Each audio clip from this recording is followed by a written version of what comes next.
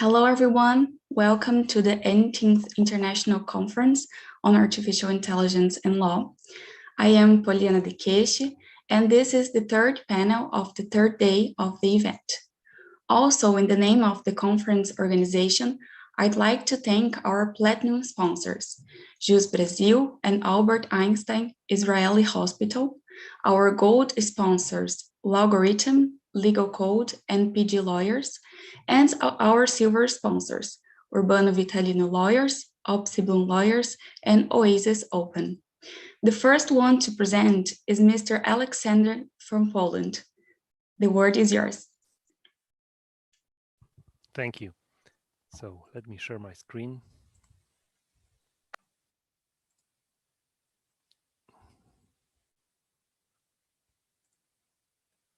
Can you see my screen?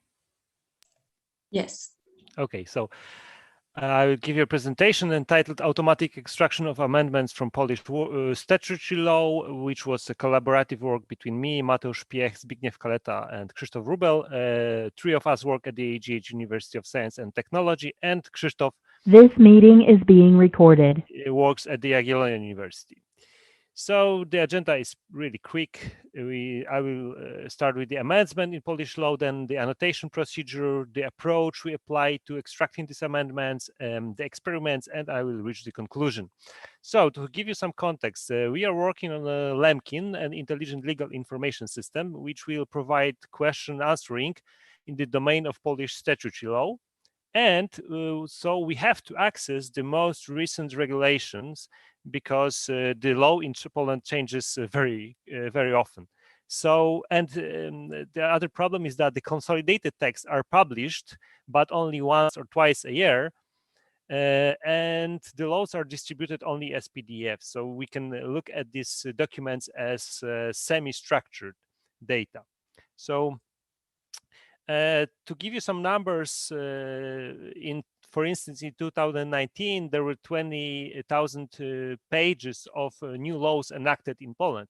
So this is a very large number. So I think that doing that manually, processing these amendments manually is not an option. So we have developed this amendments pipeline, which includes four stages. Amendment span detection. Then when we detect the spans, we interpret these spans. Then we also have to detect the spans related to the dates when is the application of given amendment, and then we have to interpret these dates. So this presentation concentrates only on the third step, so the amendment span detection. Here you have an example of an amendment definition in the bill. Blah blah blah. The following amendments are introduced. For instance, in Article 20, paragraph 2b, in the introduction to the enumeration, the words paragraph 2 are replaced by paragraph 2a. Okay, these are the amendments we have in Poland. So, and you can see that we have some specific items here or entities. For instance, the location of the amendment, the identification of the old content of the provision, the new content of the provision, as well as the type of amendment. So let's now move to the annotation procedure. And let's start with the annotation type. So we have identified three groups of spans. The first group is amendment type. We have content addition, content removal, content change, as well as unit addition, unit removal, and unit change. The difference here is that in the first case, the content is changed. The content inside the provision is changed. In the other three types of amendments, we have the full unit. The full unit is changed in some way. And also we have change ID, which is not, I don't think it's very common in literature. So this is something which is, let's say, discovered. The second group of annotations are identifiers. We have a new ID, amended ID, and preceding ID. Usually, the most important thing is the amended ID. But if you provide a new unit, you have to identify the preceding ID. And also we have three. The last group is the content, and you have, as you have seen, for instance, we have the old content and the new content. Also, in some cases, there's the preceding content. So these are the types of annotation we have identified.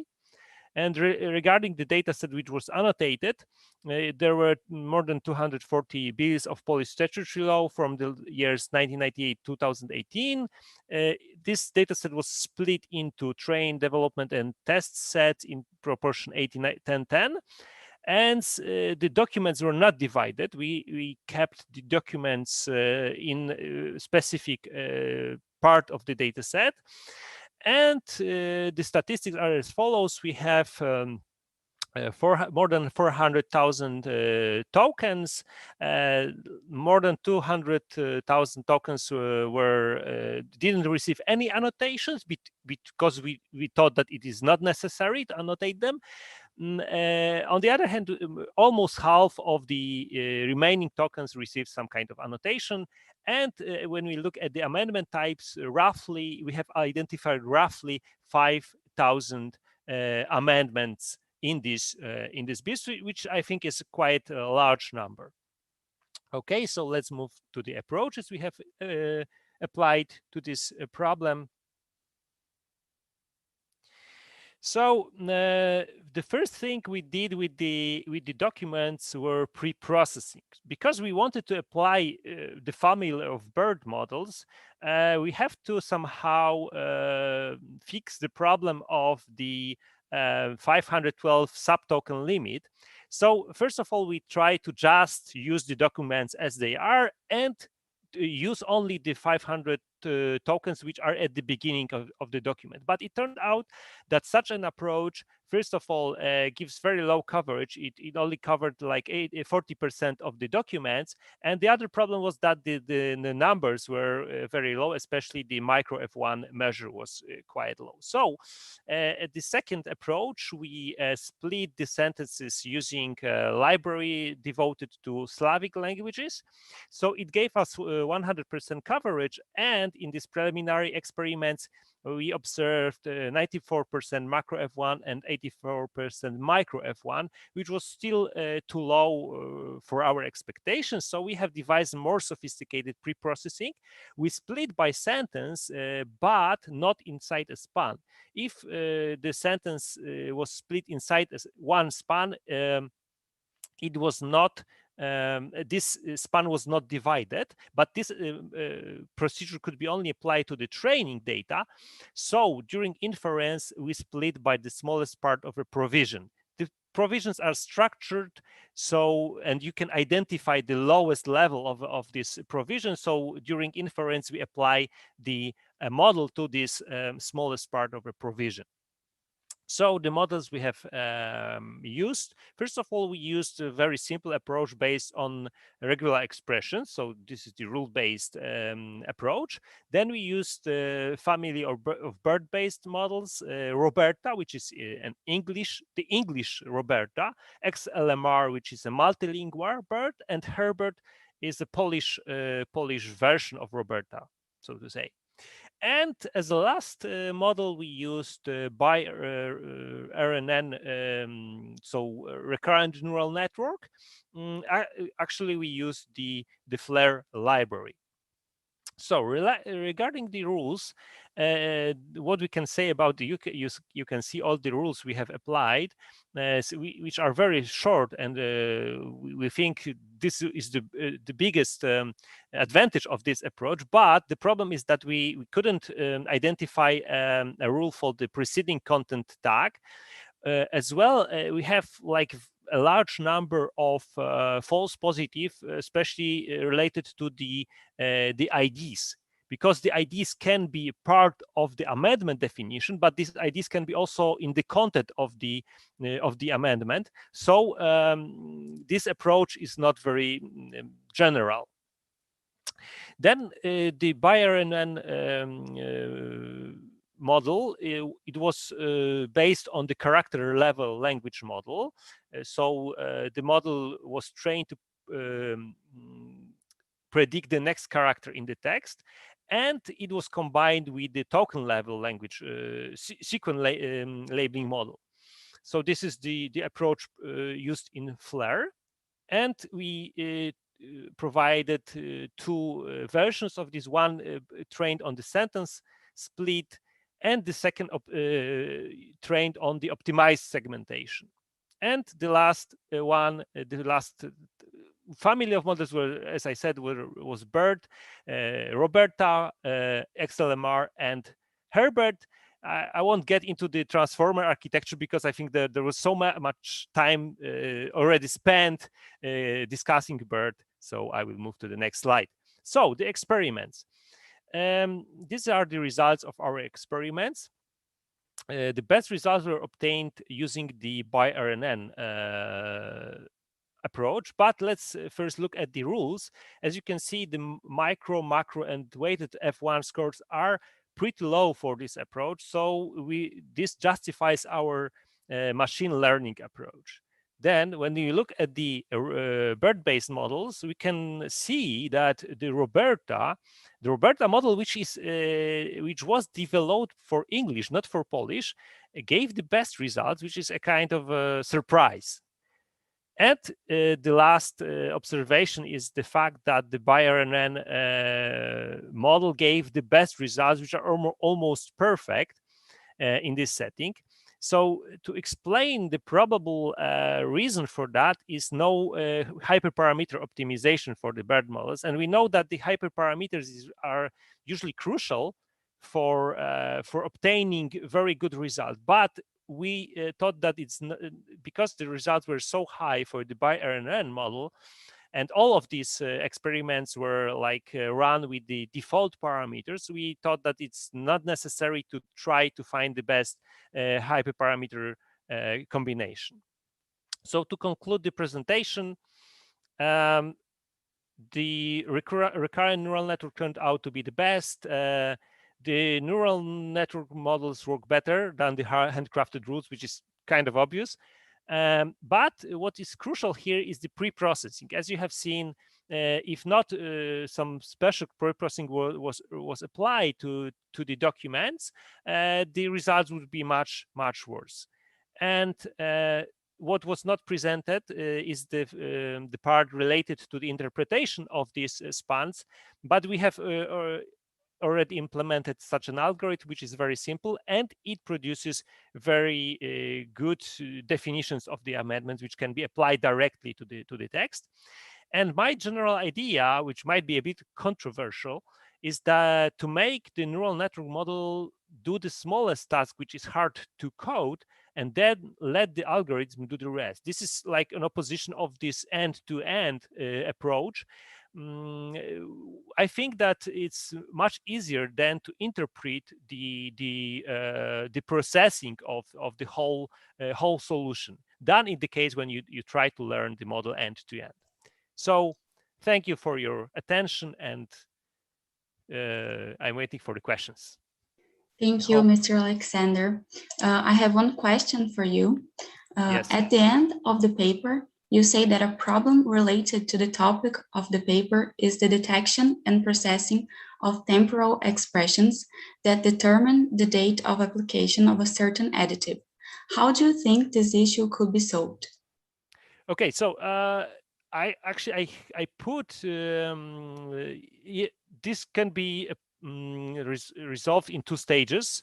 The first stage is detection of the spans, as you can see here, right? So this spans, this structure of the definition of the application date is it is well structured. It is well structured, not very well structured, but it's quite well structured. But then you have to apply some interpretation algorithm.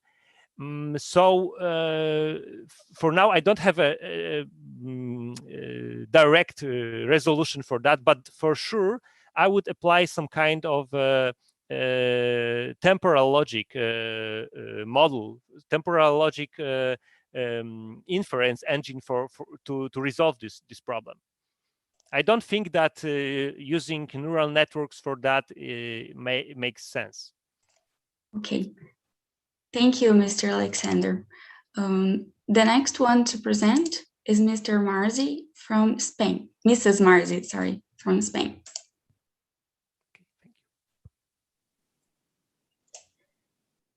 Hello, my name is Marcia. I am a PhD student from Pompeu Fabra University. In this paper, we studied how machine learning may be used to increase the effectiveness.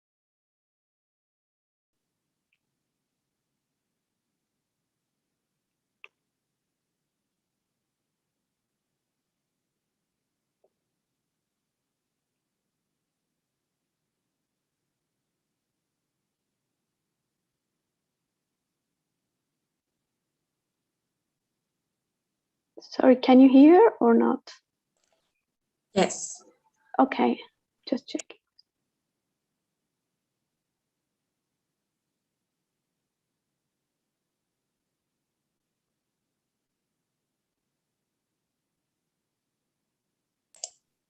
Mrs. Marzi, I think it should be have a sound. Yes, because of that, No. I asked for that. Yeah, I will share it again.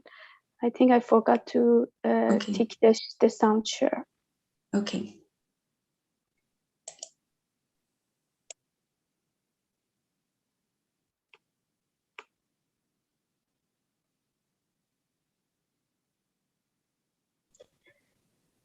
Hello, my name is Marcia. I am a PhD student from Pompeu Fabra University. In this paper, we studied how machine learning may be used to increase the effectiveness of a criminal recidivism risk assessment tool named RiskEnvy without introducing undue biases.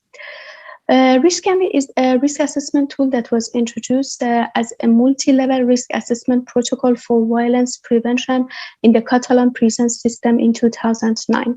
This protocol is applied multiple times during an inmate's period in prison. The official recommendation is to do RiskEnvy evaluations every 6 months.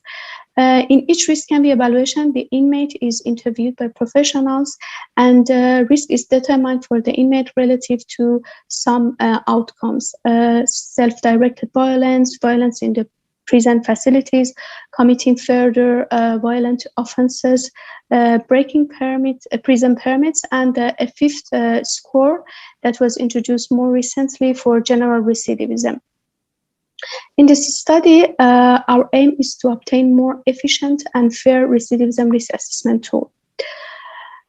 So let's review algorithmic fairness in some risk assessment tools so far.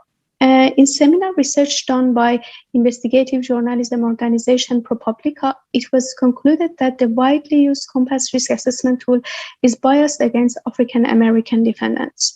A follow-up study analyzed the fairness of Compass in terms of predictive parity and found that Compass outcomes systematically overpredict risk for women, thereby indicating systemic gender bias. However, the findings of the ProPublica study were rejected by Northpoint, the Compass developer, claiming their algorithm is fair because it is well calibrated. And in this report, it is shown that the Compass risk scales exhibits accuracy, equity, and predictive parity. In comparison, other studies have shown that some risk assessment tools, such as the PCRA, SABRI, and the YLS CMI, do not exhibit racial bias in the recidivism prediction. Also, in a study focused on SABRI, it is shown that although ML models could be more accurate than the simple summation used to compute SABRI scores, they would introduce discrimination against some groups of defendants. In general, it is impossible to maximize fairness and accuracy at the same time. Also, there are many different definitions of algorithmic fairness, some of which are incompatible with one another. It is impossible to satisfy all of them simultaneously, hence there are necessary trade-offs between different metrics. In this regard, some studies try to mitigate potential algorithmic discrimination by satisfying equalized odds or, in other words, avoiding disparate mistreatment along different sensitive groups. In addition, due to the importance of the calibration in risk assessment tools, some previous work has also tried to minimize error disparity across groups while maintaining calibrated probability estimates.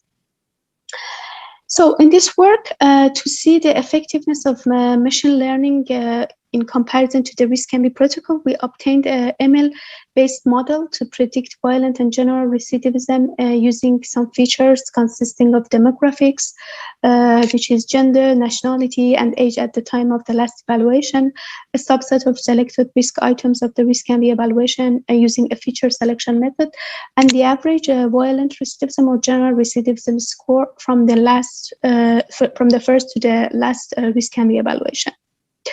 So results in terms of AUC error rates, GFNR and GFPR are presented and compared with the existing risk-can-be protocol in this table for both violent and general recidivism prediction. So according to these results, ML models with an AUC of 0.76 and 0.73 shows more accuracy compared to risk-can-be protocol in predicting violent and general recidivism. And however, the difference is very small between the accuracy of ML models and risk-can-be, and it is surprising considering that risk-can-be was not computationally optimized for predictive accuracy. As well, ML models show less error rates in terms of generalized false positive rate and generalized false negative rate, and more FS score compared to the risk-can-be. By GFPR, or generalized false positive rate, we mean the probability of detecting recidivism for the cases who do not recidivate, and GFNR, or generalized false negative rate, means probability of failing to detect recidivism risk for cases who do recidivate.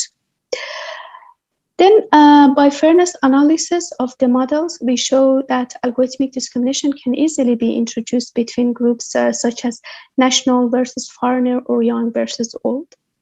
So in the result table here, we can see biases in colored circles, as can be seen in both general and violent recidivism predictions.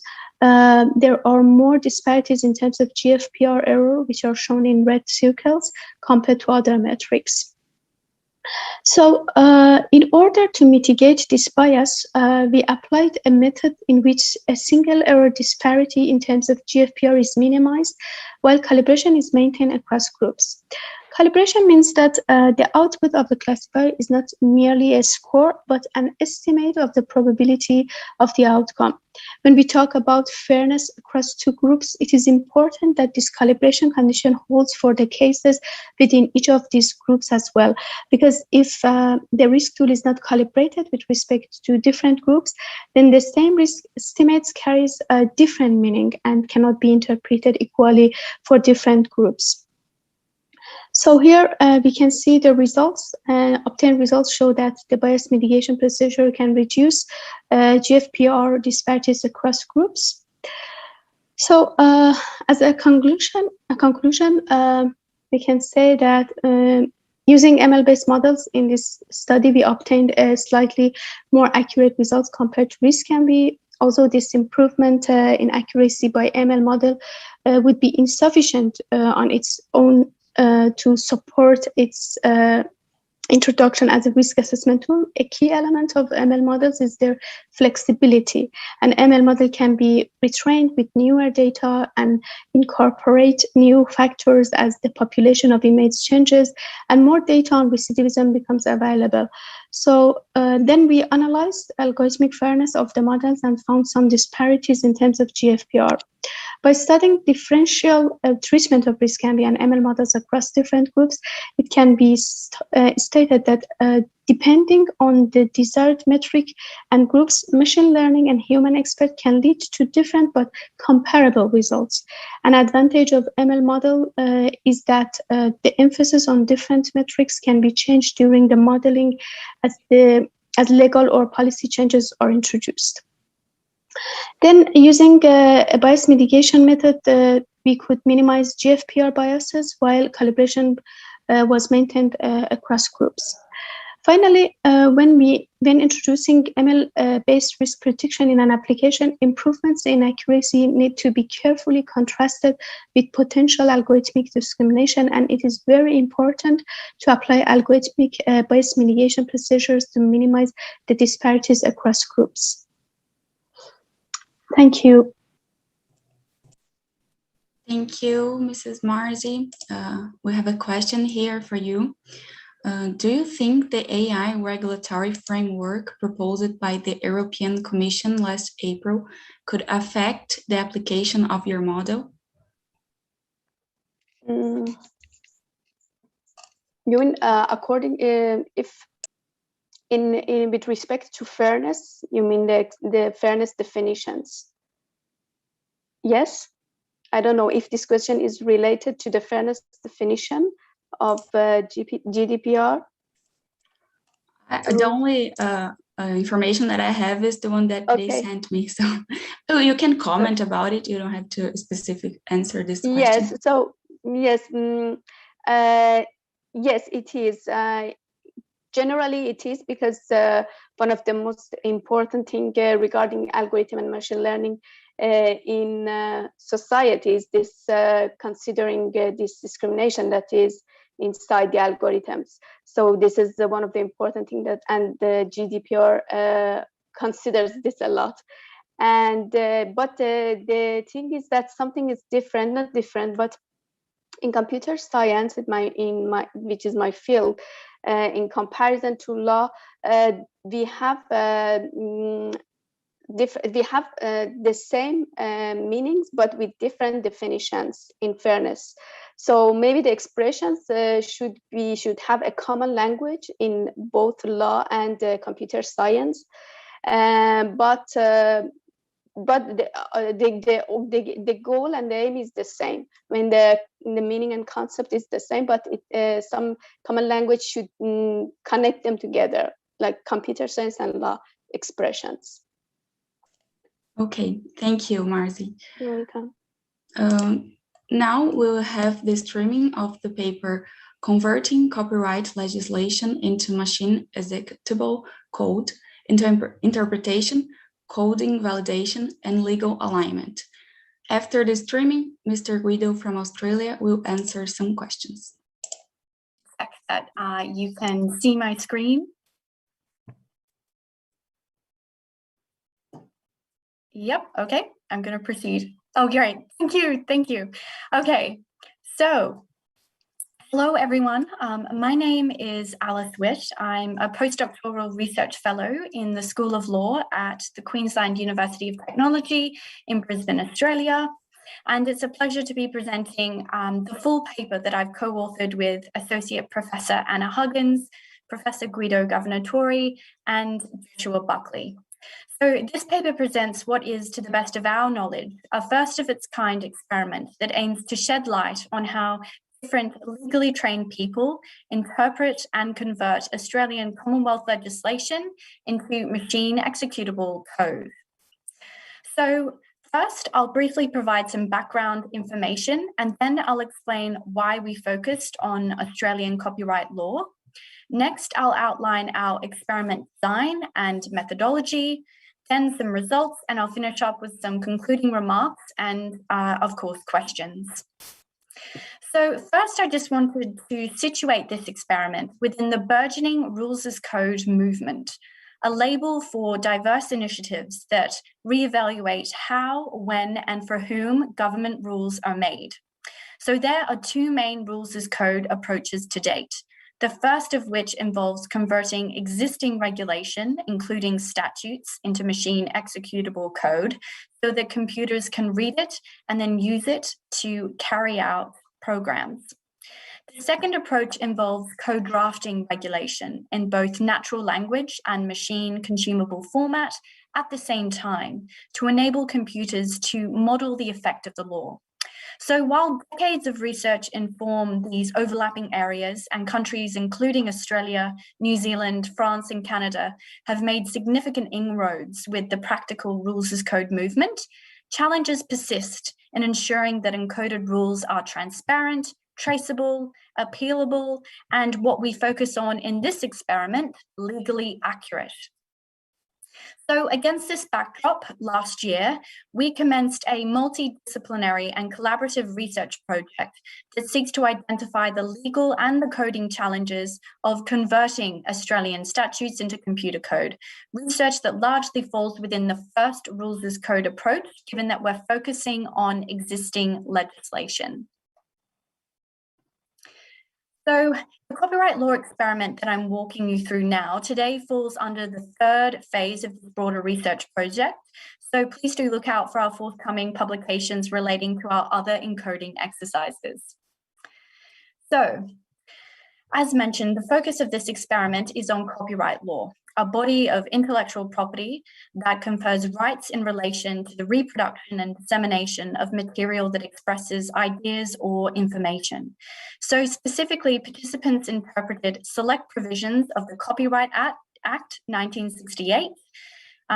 Periodically, I'll refer to this as the CA or the Act. And as part of this, we focused on literary, dramatic, musical, or artistic works known as Part 3 works.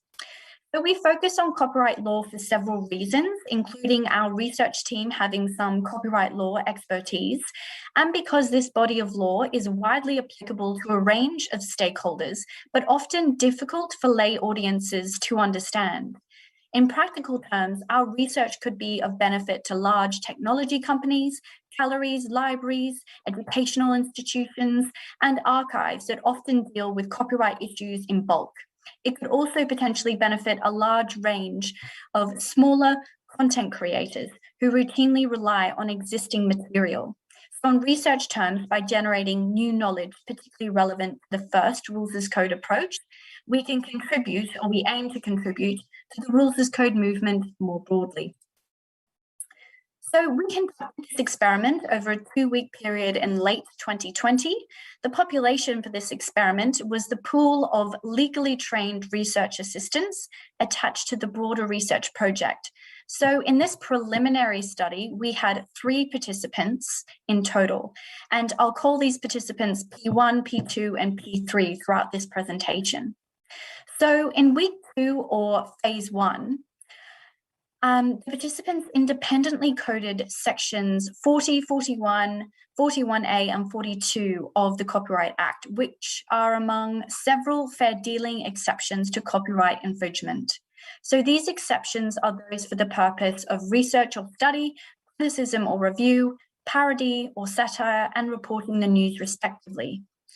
So by independent coding, we mean that participants work in remote coding files rather than the project's shared GitHub repository.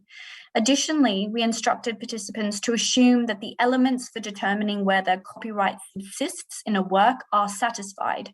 So we asked them to assume copyright subsistence and to encode the select legislative provisions only. So this means they did not encode the relevant case law, and this was largely due to time constraints.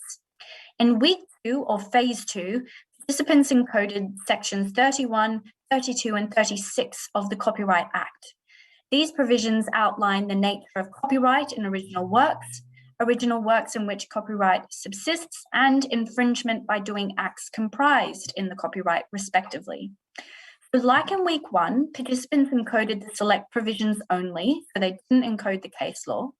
Aside from participants encoding different provisions in each phase or each week, which was a choice that we made largely to avoid participants becoming overly familiar with the statutory text, the main difference between the 2 phases is that week 2 had an intervention, a 2-hour compulsory meeting during which participants collaboratively drafted key atoms or legal terms for manual coding, and they did this in a single remote atom or coding file. The agreed atom file was separate from our other established coding conventions, and after this meeting, participants independently coded the select provisions like in week 1. And participants could refer back to, but they couldn't edit those agreed atoms. So the purpose of this intervention was to test our hypothesis that coders collaboratively agreeing on key atoms or legal terms before commencing independent coding work can increase the similarity of their coded output. And our null hypothesis was the opposite. So to convert select provisions of the Copyright Act into machine executable code, participants used the coding language turnip, which coders can run via the online environment turnip box as shown on the top right-hand side of the screen. As I'm sure that many of you might know, turnip is a programming implementation of defeasible deontic logic, which our collaborator, Professor Guido Governatori, will explain in the next presentation. So I'm not going to go into these technical specifics here. But suffice it to say that we adopted this language because it's particularly useful for coders attempting to express complex rule structures, and in particular, it enables coders to model deontic concepts such as obligations, permissions, prohibitions, and exemptions, which are often present in legislation and were present in the Copyright Act. Also, defeasible deontic logic has been applied in several studies that aim to convert different types of Australian regulation into computer code, and some of those are listed on the screen there. I also wanted to flag that earlier this year, Guido and I put together a masterclass that outlines some of these technical specifics in more detail, and that masterclass you can find on YouTube, as you can see there on the screen. So an important part of this experiment and our methodology for converting legislation into machine executable code, more broadly, is measuring the accuracy of encoded rules in terms of coding validation and what we call legal alignment. Now, these processes are distinct, but both critically important in our view in enhancing the accuracy of encoded rules. So coding validation on the one hand focuses on whether encoded rules adhere in a formal sense to the select coding language and relevant coding conventions. In practical terms, this means that the code runs and it produces a definitive outcome. Coding validation is also concerned with the degree of internal consistency between coders to ensure that the various encoded rules work together as a cohesive whole. Our coding validation processes involved automated and manual analyses of encoded rules. For automated analysis, we created a program that uses string manipulation to parse each participant's atoms into string arrays and then compare the participants' encoded rules to find similarities between their approaches. We also manually cleaned some aspects of the participants' coding files to attempt to enhance the comparability of their rules. For example, we adjusted some atom names, which used a mixture of periods and camel case in line with our project-specific naming conventions. On the other hand, legal alignment is concerned with enhancing the congruence between the encoded rules and the true meaning of the select regulation, for example, legislation. And this is an undertaking that heavily relies on human judgment. Our legal alignment process is based on what's called the modern approach to statutory interpretation, and it incorporates the turnip coding language.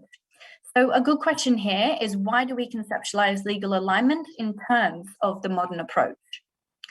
Well, the modern approach is the interpretive approach currently favoured by Australian courts. In the Australian legal system, the challenge of enhancing legal accuracy of encoded rules, as I mentioned earlier, is made more complex by the strict separation of judicial, legislative, and executive powers in the Constitution, under which only the judiciary can authoritatively interpret the meaning of statutes. So the separation of powers, of course, is not unique to Australia, but the Australian courts have adopted a fairly strict approach, and therefore it's best practice for interpreters, including those attempting to do the conversion work like we did, to adopt this approach and apply it from day one. So as you can see on the screen, Project Blue Sky and Australian Broadcasting Authority provides the leading articulation of the modern approach, which is expressed in very clear terms there on the screen. To summarise, this modern approach requires an interpreter to analyse the text, that is the statutory text, the context of the legislation, and the purpose or the policy of the legislation that they're seeking to encode. And most importantly, this approach has taken courts in Australia away from the previous literal or so-called objective or plain meaning approach to interpretation in favour of a more nuanced contextual approach to statutory interpretation. So what we ended up with is a 7-step legal alignment process, as you can see on the screen, that fuses the modern approach to statutory interpretation with Turnip. Now, these seven steps, we don't have time to go through all of these in specific detail, but suffice it to say, as you can see on the screen, step 1 starts with the text, step 2 goes to the context of the legislation, step 3, interpreters consider Parliament's purpose in enacting the legislation, step 4 is where interpreters evaluate the interpretive choices, step 5, where you consider canons of construction, including syntactical and statutory canons of construction, which help coders address ambiguities in the text. Step 6, coders return to the provision and start the manual conversion work. And in step 7, coders undertake acceptance testing of encoded provisions. Now, if you'd like to see this, of course, in more detail, please do take a look at our paper. Now, in general, we argue that the 7-step process provides a very useful guiding framework that is adaptable and overall can enhance the accuracy of encoded rules. Now, before I delve into our results, of course, there are several limitations that we need to keep in mind, but in the interest of time, I'll just say that the foremost limitation, of course, is our limited number of participants, but we will be addressing this with further research that expands upon this experiment. So overall, the results of our automated analysis show a significant increase in the similarity of atoms and shared rules drafted by participants after the week 2 intervention, as illustrated in Table 1.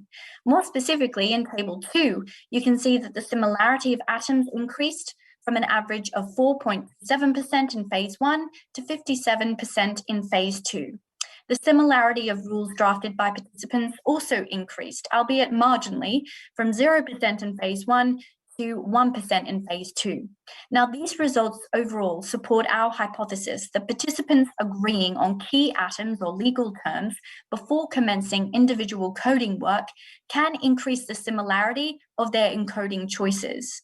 And importantly, as individual participants encoded different statutory provisions in weeks 1 and 2, this cannot simply be attributed to coders' increasing familiarity with the statutory text. So despite these notable increases in the similarity of atoms and rules from week 1 to week 2, the results show that participants continued to make a range of divergent interpretive choices, for which there are 3 main explanations. The first is the relative difficulty of applying the modern approach to statutory interpretation, which, as previously explained, involves deriving the meaning of a text from close examination of the statute, context, and the purpose.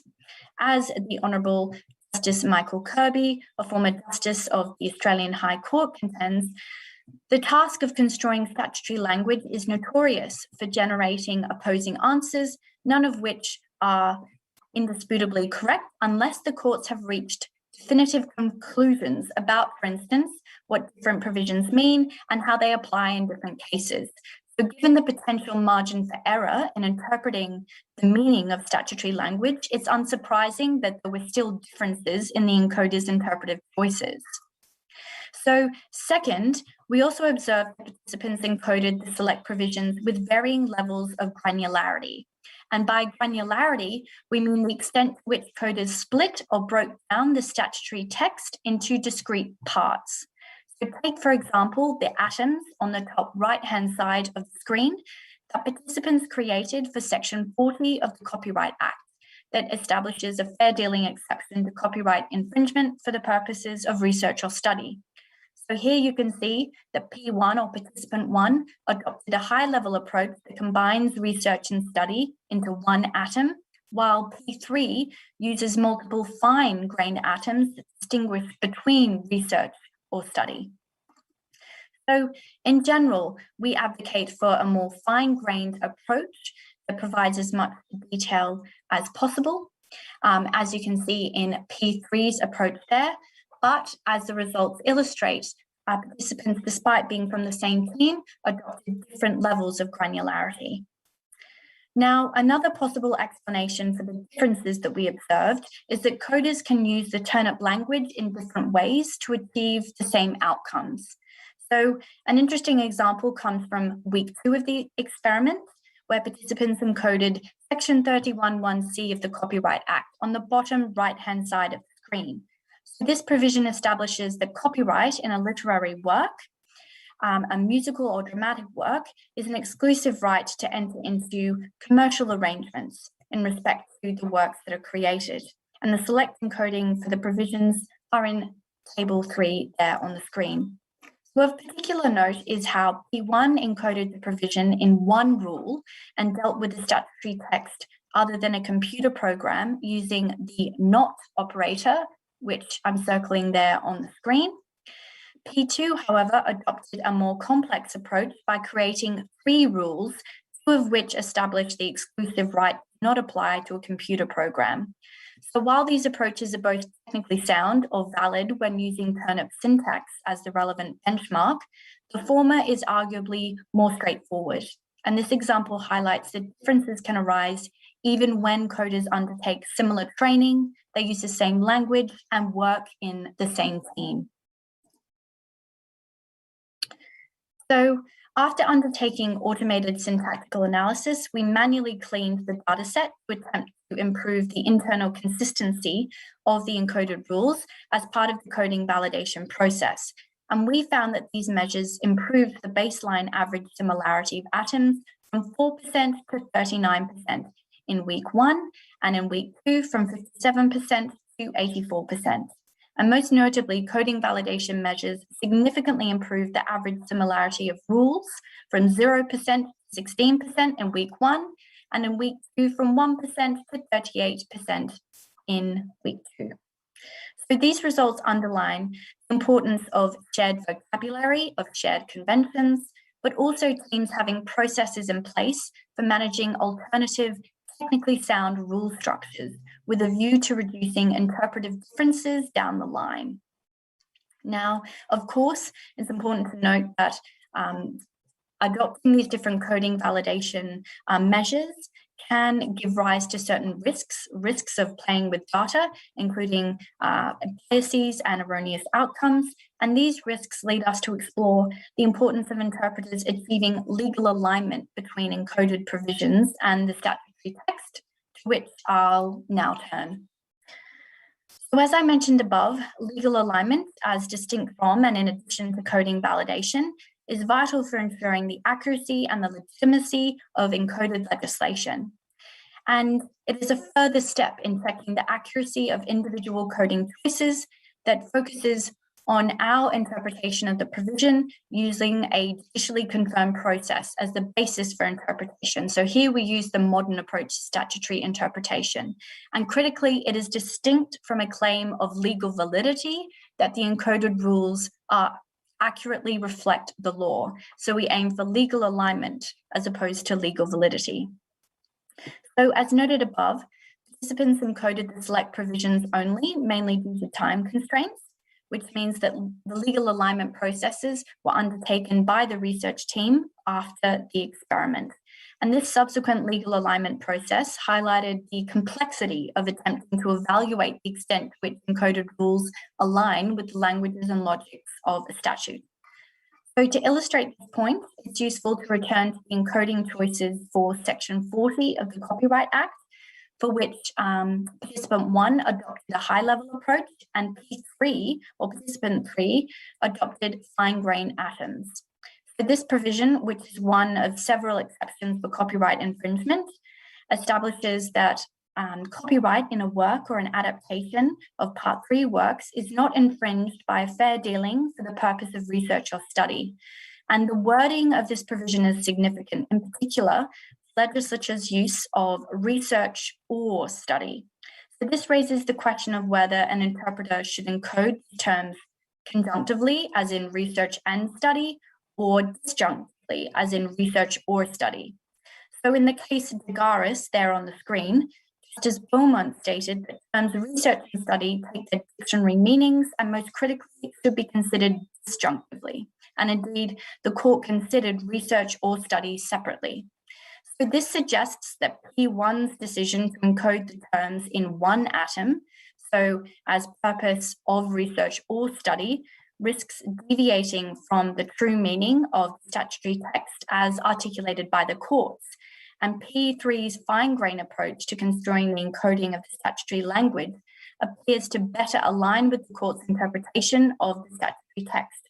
And we only gleaned this after undertaking our legal alignment processes based on the modern approach to statutory interpretation. Ms. Alice, 5 more minutes, please. Yes. So just wrapping up to ensure that I have enough time for questions. So I wanted to reiterate several key points from our experiment. So the results of our experiment illustrate the complexities of attempting to reproduce the languages and the logics of a statutory text in machine executable format. So while our analyses are preliminary and we have provided a first of its kind experiment that examines how different legally trained people interpret and convert legislation into computer code, what we've done here is illustrate that an intervention like we had in week 2, which was the meeting during which participants collaboratively agreed on key atoms for manual coding, can significantly increase the average similarity of atoms and, to a lesser extent, those rules.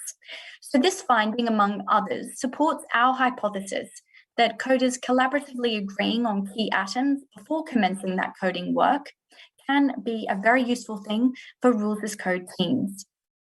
And importantly, can enhance overall the technical coding validation, but also the legal alignment of those encoded rules. So despite these similarities, though, we noticed that participants made a range of divergent interpretive choices, which we argue are most likely due to the complexity of statutory interpretation, to encoded provisions having varying levels of granularity or fine-grained detail, and third, the functionality of our coding language turnip. And this underlines that interpretive differences can arise even when coders undertake similar training, use the same language, and also work in the same team. So this further underlines the importance of having established processes and conventions when undertaking this work. And lastly, but most importantly, we contend that rules as code initiatives and teams must ensure that they have processes for both technical coding validation and legal alignment, both of which are critically important in enhancing the accuracy of digitized legislation. And we believe that this is important, particularly in light of well-established statutory interpretation norms and broader public law principles, including the separation of powers. And to ensure that this work is done well, we advocate for multidisciplinary expertise across legal subject matters such as copyright law, statutory interpretation, and technical programming practices. So thank you very much. I'll now hand back to Fernanda. Thank you very much. Broader public law principles, including the separation of powers. And Mr. Guido, I have a question for you from Kevin Ashley.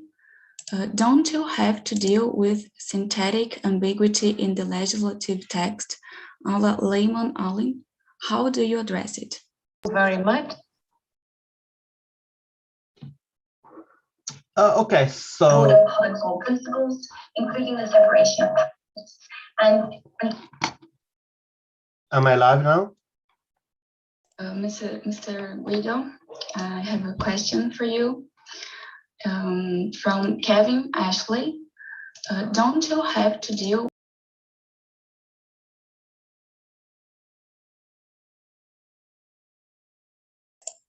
I think you have to close your browser of the event. Yes. So in general, yes, we have to deal with syntactic and grammatical ambiguity. However, in this particular experiment, we haven't had instances, and for a simple reason. First of all, the Copyright Act, it's a very well used and very well drafted piece of legislation. So we didn't find instances. Now, if there are some syntactic ambiguities, it means that then there will be different, possibly different interpretations, and then this will be reflected possibly by the interpreter, and then we will have different encodings by different interpreters. Some of the other questions were one from Mario Bianchi, and it's about the open texture. Yes, it's absolutely possible to model open texture terms, and actually in our encoding practice in the guidelines, we instructed the interpreters, the encoders, to identify such terms, and then there will be some other ways to do it. So essentially, well, either we use ask a human whether it's true or false, or a third party can create additional interpretation and additional rule set to define such interpretation. Finally, there was a comment by Trevor Ben Capon, and it was about the study or research. And he mentions that, well, when he was encoding in the early 90s, if they were appearing always together, then they were encoding together. And essentially, yes, it's exactly right. Even for us, we would have taken that approach. However, we had court cases where the court explicitly mentions that they should be treated separately, and that's why we prefer to use the court cases. And also, this is related to the question by Kevin about the syntactic ambiguities. In case there are syntactic ambiguities and you are not able to solve it immediately, you have to consult additional documents, precedent, the answer, the note for the drafting, and so on to resolve the ambiguities. And if it's not really possible, then you will have multiple interpretations. And I think I'm done. Thank you, Mr. Guido. Now we'll have the streaming of the last paper of this panel. It is called Unreveal Legal References in Defensible Deontic Logic after the streaming. Mr. Guido will be available again to answer the questions. So this is a joint work in collaboration with Francesco Olivieri at Griffith University. Now, well, this work essentially, it's an extension of what Alice just presented, and essentially it's in the area of computational law. Computational law is the foundation of what we call the ruler's code, and in our view, computational law is just the use of logic, formal model in particular, to first determine what normative positions or obligations, prohibitions, and permissions are in force in a particular situation. And then after we have what are the requirements, legal requirements in force, we can determine whether they have been violated or complied with. And all of these, it can be done by a machine processable, in a machine processable way. Okay, so that it was my introduction, and then we can go to the actual problem we wanted to address in this presentation and with this paper.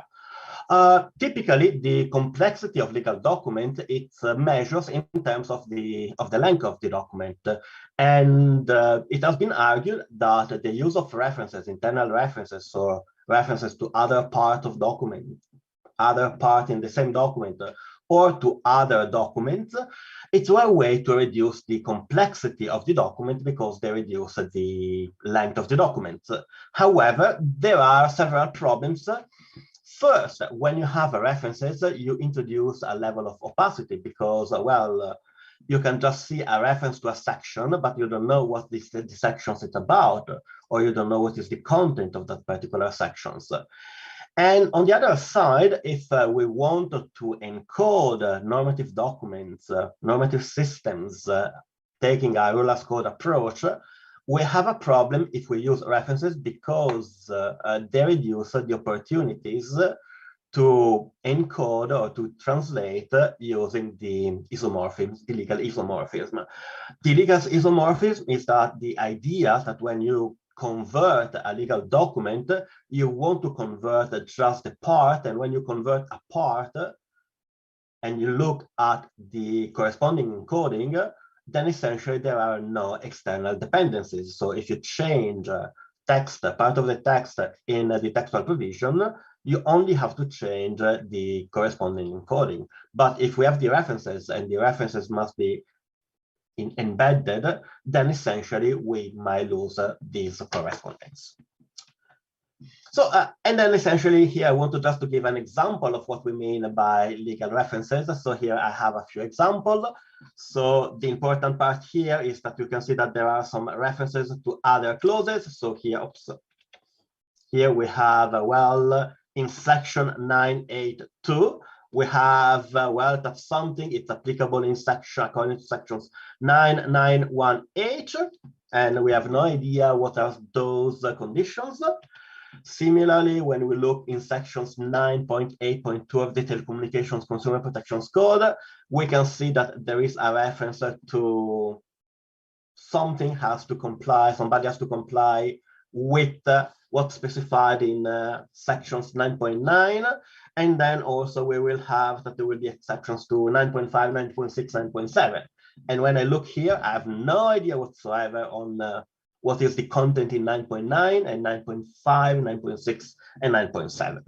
Now, I also have a more interesting case. So when you look here, section 26.105 of the Income Tax Assessment Act, well, as you can see, there are many references. Here we have both external references to a different act. Then we have a bunch of references where possibly those sections applies in this particular section here. And finally, we have something about failure to comply with another section. So as you can see, references are quite common in legal documents. And if we want to encode those documents in a computer, in a machine executable way, we are able to solve them. Otherwise, we cannot do the encoding and we cannot reason about that. So what is the solutions to do it? Well, the solution is then every time we have a reference, we are going to replace it with its logical representation. So for example, if we have that section 1 can be encoded if A, B, and C, then D, and we have a section 2 saying, well, if section 1 applies, then E, then what we can do, we can represent section 2 if F, B, and C. So we take essentially the logical representation of section 1, and we replace for section 1, and then we include in the other sections. Now, what we have to understand that when we do this manual process, in many cases, we have to do some logical inferences. So here, well, you can see that, well, I have in parentheses, which might be optional, I don't know, I have and D. So do I have to consider D because it's part of the meaning that section 1 applies or not? And in other cases, I have to do more complex reasoning tasks. Well, our solution is, well, we don't want to use, we don't want to replace with a logical structure, but we want to just represent them. So what we do, we start with the feasible deontic logic, and we extend with reference literals. So we will have expression in the language, such as apply sections, complied sections, violated sections, and then the logic is extended with conditions that allows us to determine when apply sections, comply sections, violated sections hold in a particular situation. And then essentially this is what we're going to do in the rest of the presentation. And then if we take this approach here, what we can do, we can just represent, if we take the previous example, section 2, and then we can write in this way. So apply sections 1, then E. And then essentially, we leave the resolution of this condition, of this norm, to the internals, to the logic itself, and then essentially we don't have to perform as encoder the evaluation manually, but then the evaluations will be done automatically by the system. So here it's just my used cars salesman pitch for the diffusible deontic logic. So it's a rule-based non-monotonic formalism. It is efficient, indeed. It has linear complexity. It has a natural directly skeptic semantics. So it means we don't have to compute all possible extensions and take the intersections. We can do the computations directly. And related to this, it has a natural ability to model exceptions in a natural way, in an efficient way. Also, when we consider the extensions with the deontic component, we are able to speak about the deontic aspects, obligations, prohibitions, and permissions, and violations. But at the same time, we can explain the reasoning mechanism of the logic using an argumentation lacunar structures. But at the same time, it has a constructive proof theory. This means that it's fully explainable, and every time I have a conclusion, I can just provide you the full trace of the derivation. I can provide all the facts, all the rules, all the norms that apply, that are used to determine a particular conclusion. We show that other formalisms often used in AI and law are just variant of the logic and with some differences. And we have used in different fields, and we have a couple of optimized implementation. This in the previous presentation discussed Turnip, one of the most modern implementation, though in some way still partial. And also, as Alice mentioned in the presentation, we've used the diffusible deontic logic in several exercises, in several massive scale encodings of acts and regulations. Also, it is extensible, which is a part of what I'm going to do today, and essentially the extension is how to do with the legal references. And also, well, as we know, in most cases, deontic representation have suffers from paradoxes, but diffusible deontic logic, for several reasons, something very simple, is not affected by them. So diffusible deontic logic is a combination of diffusible logic and efficient non-monotonic logic for the representation of the exceptions, plus a deontic logic of violation for the representation of the deontic concept of obligation, prohibitions, and in particular violation. A diffusible theory is the way we structure our knowledge, and essentially it corresponds to a set of facts which will correspond to the facts of a particular case, a set of rules, and the rules will correspond to the encoding of a piece of legislation, and finally a superiority relation. The superiority relation is an internal mechanism to describe the strength, the relative strength of rules in case the rules are for opposite conclusions and they both fire at the same time. So we can determine that one rule overrules or overrides one of the other rules, and then we can discard one of them. Here it's just what the language we use, so we just have plain literals or atoms in Alice's terminology in the previous presentation. Also, we have deontic operator, so we can say that something is obligatory, or the negation, which corresponds to prohibition, that something is permitted, and so on. But furthermore, we have a compensatory operator represented in this way, and the meaning is that, well, P1 it's obligatory, but if it's violated, then the violation makes P2 obligatory, and doing P2 compensate for the violations, and then we can apply for all of them. Furthermore, as I said before, we extended with apply, complied, and violated, where R is just a rule label. Well, so I spoke about rules, and then essentially we have two types of rules, if-then constructions. So here we have what are called constitutive rules. Constitutive rules are rules used to provide definition of terms. And the idea is that, well, when A1 to AN also, when the condition to apply the rule hold, then we produce the effect.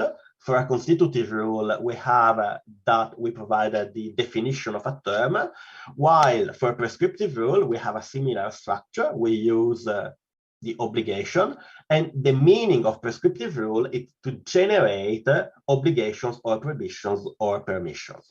So if A1 to AN are the case, so if they are true or they're all in a particular case, we are allowed to conclude that C1 is obligatory, plus since we might have a longer expression with the compensations, we can apply those operators and so on. Now, here in this case, we can say that if A1 to AN all, then we have that C1 is obligatory. And if it is violated, so if we have the negation of C1, not C1, we have that C2 it's obligatory and it compensates for the violation of C1, etc. And we can repeat for all of them. Okay, so this is a very basic definition of the defeasible logic, of the ontic defeasible logic. And now we can consider what does it mean to reason in the logic itself. Well, if we want to prove a conclusion, then what we have to do is to give an argument for the conclusions we want to prove. But then we have to consider all possible counter arguments against it. And finally, we have to rebut. And we have two ways to rebut a counter argument. Either we can defeat the counter argument by a stronger one, or we can undercut, so we can show that some of the premises do not hold.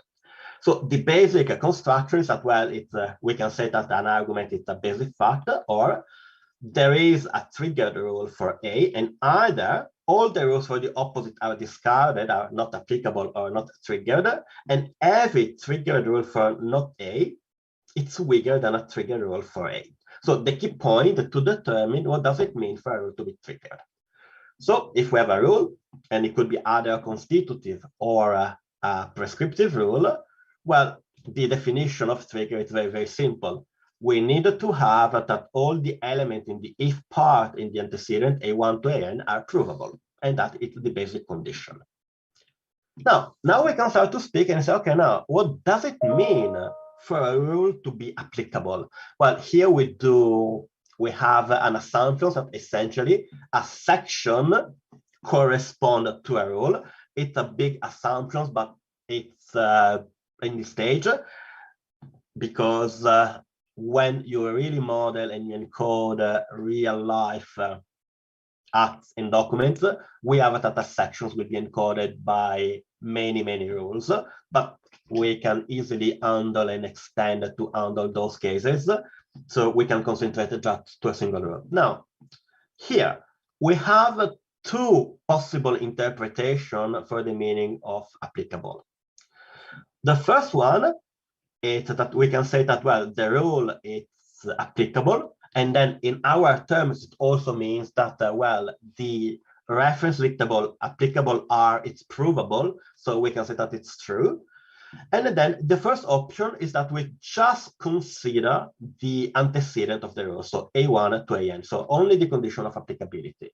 However, if we consider again the first example I gave you, so from the Telecommunications Consumer Protections Code, in that case, a rule is applicable if, well, first of all, the condition, the trigger of the rule applies, so all of them are provable, but also we have that the conclusion, so the effect of the rule, also in the situation or it's provable. And also we can express that using R. Now, here we have a problem because when we take this definition, we have to consider that might be some rules for the negation. And essentially we have to incorporate in the proof conditions, in the derivation conditions, how to consider that there might be some possible counter argument for the conclusion and so on. And so essentially we have to consider those two options to specify when a rule is provable, and in the paper we did it. Now, what about when we move to defining the conditions when a rule is complied with or violated? Well, first of all, the rules must be a prescriptive rule, and then we can say that a rule A1, AN, prescriptive rule C, it's complied with, and then in the simple case, it's simple. We have that the condition to trigger the rule, the condition of applicability, all are provable, And then, since we want to it's complied, the meaning of the rule is to produce the obligation of C, and then to comply, we have that also C should be provable. And then when we want to consider it violated, then essentially we have the first condition is the same. We have that we need to be able to prove the obligation of the effect of the conclusion, and also that the opposite of the content of the obligation of the conclusion is provable. Okay, so it seems quite simple. However, what about if we consider this, let's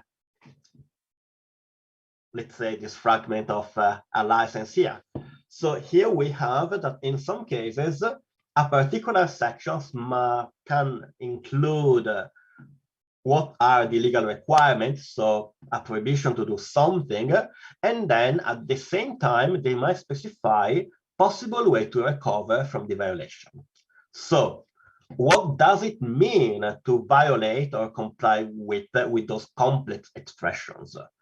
So when you read this text, it says essentially, well, you have the prohibitions to publish the result of evaluations, but if you publish when you were not allowed, then you have to withdraw within 24 hours.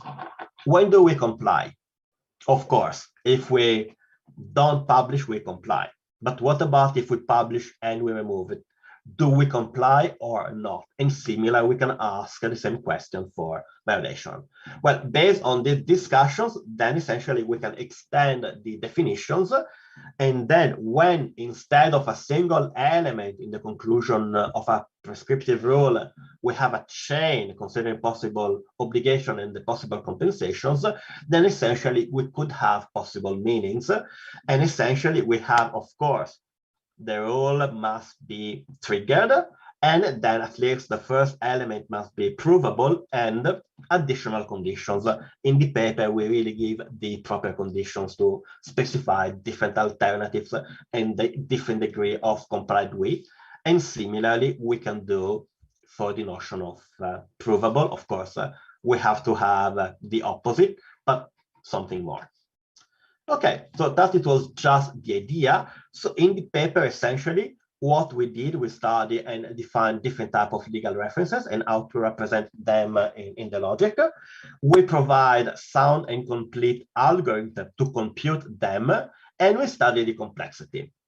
The key aspect, and well, I don't know whether this is a positive or a negative result, we proved that when we extend the logic with the legal references as presented in this paper, the complexity is still feasible, it's still polynomial, it's quadratic, and then we have an increase because the complexity of the logic when we don't have the references, it's linear. So on one side, we maintain feasible, but we increase, so it's much more. Now, we don't really have any practical experiment to see whether the overhead, the quadratic, the fourth power, it's really a problem or not. I expect probably it might not a serious problem, but it's something we need to study more in the future. So let me go to some possible ideas for future works. Well, we have that references, one of the other possible uses of references is to represent the norm changes. So very often when you want to modify some norms, you specify a reference and how to modify in the particular reference. And in the past, we use nested rules to model norm changes. So what we want to do, we want to extend the framework to model norm changes. And in a couple of months ago, we had another paper where we extended the feasible logic and the computational model of the feasible logic to handle nested rules. So what we want to do is to integrate the algorithms and the computational model presented here with the model for nested norms. Then I said, well, that in real life norms, what you have to do is to consider how to handle set of rules instead of single rules, because, well, often sections reference will be modeled, as sections will be represented by a set of rules instead of single rule. And at the same time, we want to have an optimized implementation. Unfortunately, for some, unfortunate reasons that, the Data 61 terminated research in computational law, it's unlikely that we're going to do in the near future. So, thank you very much for your attention, and I'm open for questions. Thank you very much again. Mr. Guido, we have two questions for you. The first one is from Hugo Lopez. Thank you very much.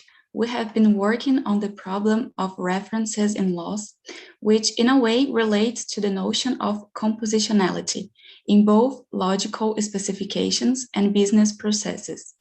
As you mentioned, sometimes one could substitute a reference by its cousin rules, but in other cases, it seems that some references block executions until reduced. Do you have any thoughts of whether the order of application might need to change? So strictly speaking, the order of application, it's not affected if you have references.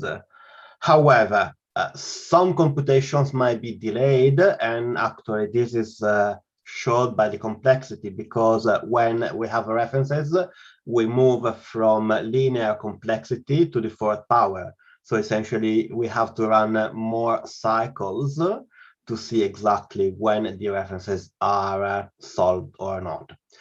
Whether this is a practical problem or not, I'm not really sure, as I mentioned already in my presentation, simply because, if you include the logical representation of the references instead of the references, you still have to compute them first, and essentially you're going to blow up your initial data structure.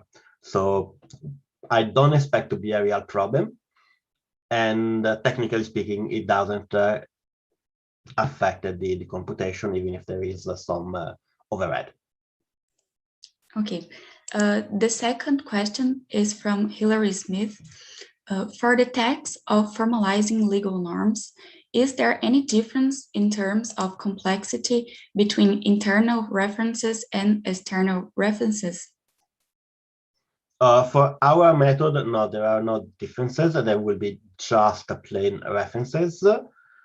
There might be some minor concern. One of the concern will be, we don't really know what the external references are. It might be that they might refer to full sections or full parts, or to a complete entire regulation. So from the representation point of view, it will be just one line. From the actual computations might be much worse. When we deal with internal references, we have a much more clear idea about what they are, or at least it's easier because we can check the same document. Now, the problem will be much, much worse if we have to replace them, because in case of the external document, in the worst case, we have to encode the entire external document inside. And for the internal, we still have the problem of the internal references. But for us, it will be, from the representation point of view, it will be just one symbol, one element.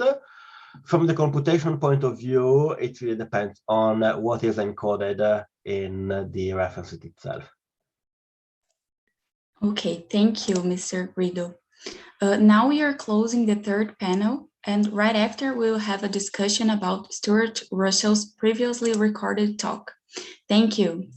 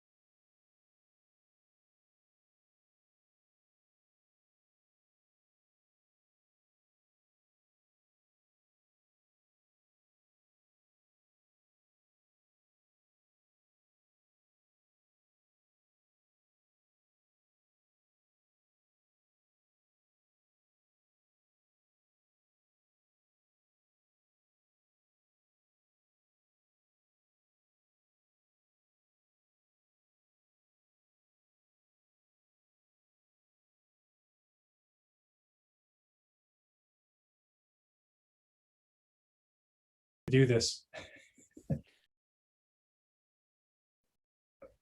Never goes away. Never.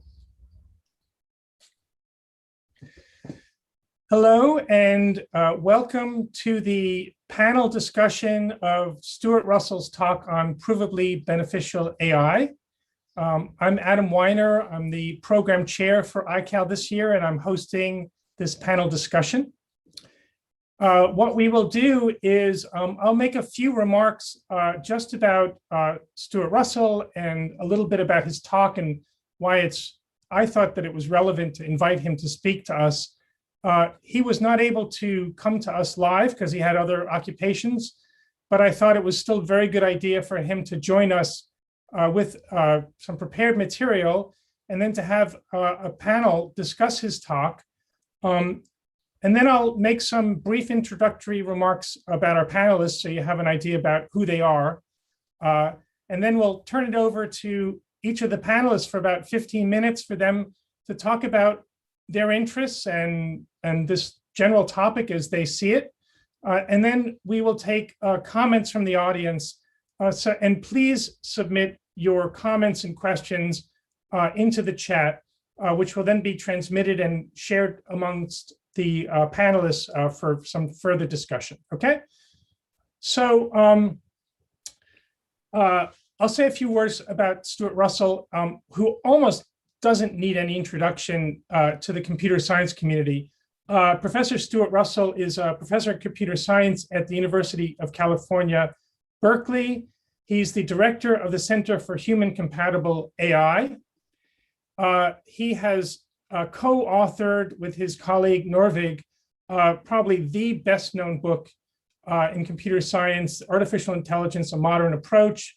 It's used around the world in computer science courses. It's really the standard text and it's a gigantic tome. So he's really very knowledgeable about AI across the board. He does research in a great many topics in AI.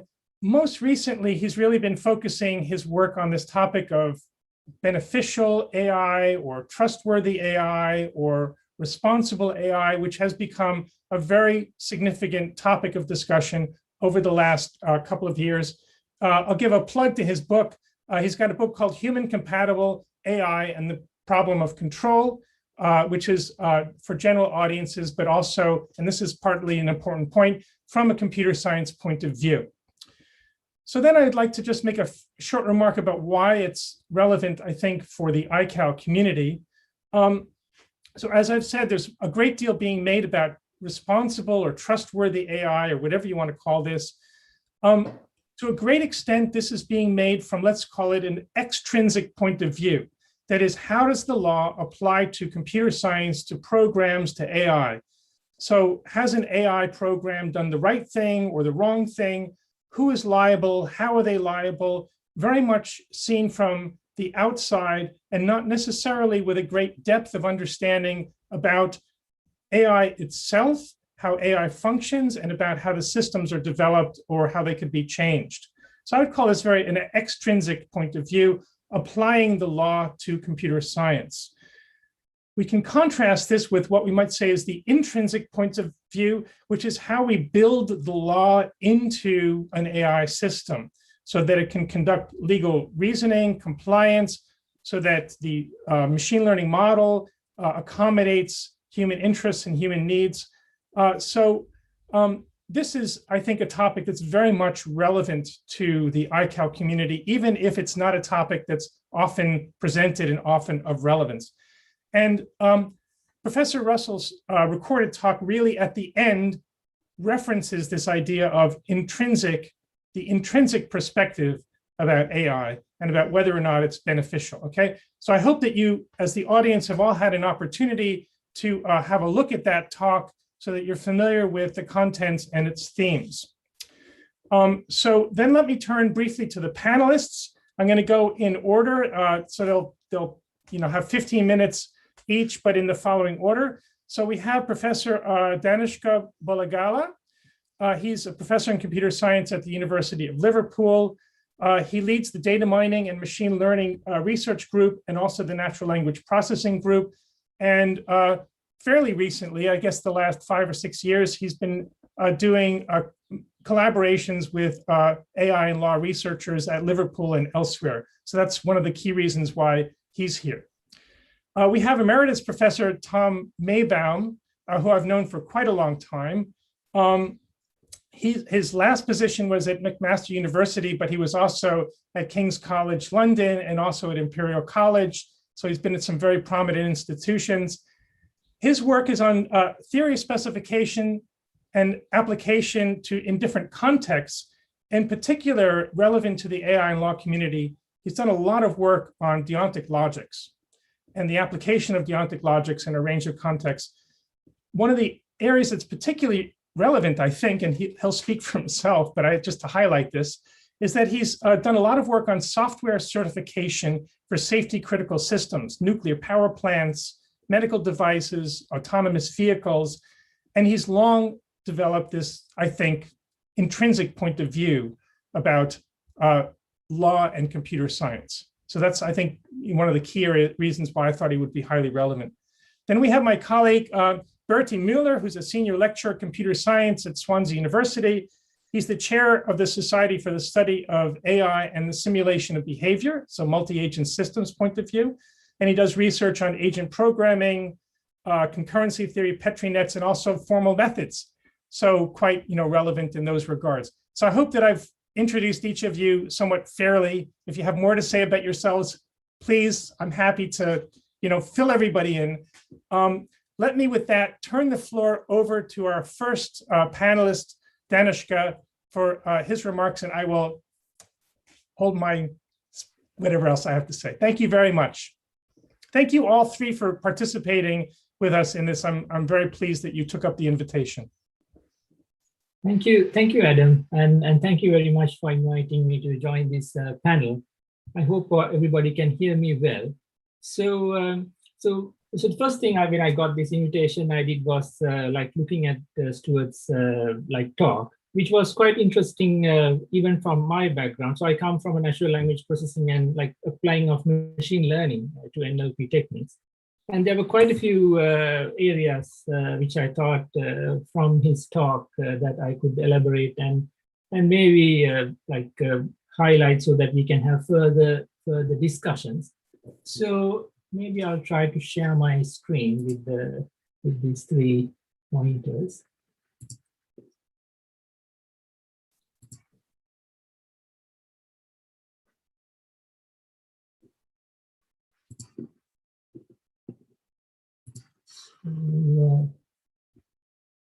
Is it possible to see my screen? Yeah. So the first thing I found it quite interesting in Stuart's talk was that he was connecting this notion of uncertainty and using that as a way of, for example, preventing for example, autonomous agents such as a robot, pushing its power switch off and not doing anything else, giving some kind of a room for this agent to learn about human preferences and not letting the agent have absolute kind of understanding about without any uncertainty about the various preferences the humans would have. So this I thought was quite interesting even from a machine learning point of view. For example, this is a slide that's coming from his talk, where he was talking about assigning kind of multiple labels, in supervised classification problems, such that you can model things like uncertainty. Right now, when we do a lot of crowdsourcing for collecting labels for data sets that we can subsequently use for training models. We ask annotators to, for example, annotate images using a specific set of labels. So we don't encourage people to add uncertainty into our data sets because we think it's kind of harmful. We want the human annotators to be as precise as possible. Provide, for example, even if they're not sure whether it should be labeled as an image should be labeled as a cat or a dog, then we still want them to pick one label and annotate it. So this, I think, is kind of interesting way of looking at the problem. because if you let the humans, for example, to assign labels as he mentioned here, like, I don't know, I'm not sure whether this is this or that, but I know definitely it's not this. Like this type of feedback can be provided. Then we could, use that to incorporate this uncertainty into like machine learning models as well. So I thought it was kind of interesting way of looking at data labeling. And also we tend to think, if there is some kind of a noise in this labeling task, then that would hurt, for example, the machine learning models that we build later on, so that would be a problem, and so on. So we emphasize quite a lot on things like inter-annotated agreement. And if two people don't agree on a particular label, we would most probably like throw that data point away if we have already like millions of other data points that we can use for training. So on the other hand, the fact that two humans don't agree on a particular decision, I thought it would be nice to actually, keep this in the data sets and let machine learning models also, learn from these type of uncertain decisions. So that was something like that I would, personally would like to, take on and do further research, in particular in tasks such as natural language processing, where there's a lot of subjectivity involved in labeling data. I guess this is also quite relevant for the AI and law community. We have seen recently lots of machine learning being applied for legal decision-making systems. And there again, not all for example, not everybody in a jury would perhaps agree on a particular decision. They might have their own opinions. So when we kind of create these legal data sets to build machine learning models, I thought we could preserve this information in the data, and again teach or kind of build machine learning models where this uncertainty in the labeling is kind of built into the model, rather than trying to throw it out as a kind of noisy data point. So that's something that I found quite interesting. And a second thing I again found quite interesting was this modeling of pride, rivalry, and envy inside agents. So this is quite interesting, especially in multi-agent learning settings, where you have multiple agents and they're all collectively trying to learn some kind of objective. And they might individually have different preferences. So I'm seeing these type of techniques being used in the NLP community. Try to, for example, when you try to optimize a system of a set of tasks where doing well on one task might kind of have adversarial connections to other tasks and so on. So this I thought was quite interesting avenue to look further into. So in his talk, Stuart was not specifically getting in, touching on the point of explainability of AI, kind of explicitly. But I think that's also something that's quite relevant to this particular community, AI and law. Because we are building a lot of, machine learning models to make either legal decisions or to support the legal decision-making process. But then we probably don't want to say this is a positive case or a negative case, but we also want to provide some kind of evidence or explanation as to why we are making this type of decisions. So again, I think there's a lot of work that as a community we need to do. Providing explanations into our machine learning models. Recently there have been quite a few work being done even in the natural language processing community, especially through these attention models. So when you, for example, when you build a sentiment classifier, alongside with the decision, whether it's positive sentiment or negative sentiment, there are models that would highlight the features with the highest attention that influence most the model when making this particular decision. But again, I think that's a good starting point. But that type of listing up useful features for classification might not necessarily be the type of explanation a domain experts would like to have. If you're a lawyer and if you want to know why this machine learning model says this case is likely to be successful. So we've also built these type of models. But then, I mean, you might not be satisfied just by looking at a set of words with high weights. And you might need more than that. And most of the situations it's not like individual words that are like providing evidence, but the combination, how they're being used in the context. So I again think like providing explainability into like decision support systems built using AI, mainly machine learning and deep learning models, is an important thing, especially in the AI and law community. And I think there should be some kind of a conversation between people who build these models and explanations and the domain experts, kind of end users who are going to use these things. Because, I mean, as computer scientists, we also like provide a lot of like debugging information for our models. But those debugging information are good explanations for the developers, not necessarily for the end user. So I think we need to like have a conversation with the end users to find out which explanations they would like to get out of a system and how we can provide that. And finally, I also like this kind of a nice summary Stuart was putting out. Like, and we talk a lot about like AI safety, AI ethics, and AI explainability, and so on. But I mean, these things should be like, I mean, integrated into AI. Like, we shouldn't have like different sub domains of AI and a group of people, like you were saying that, I mean, group of people like pointing fingers at others saying that you are not providing this explanation, like your models are not safe and ethical and so on.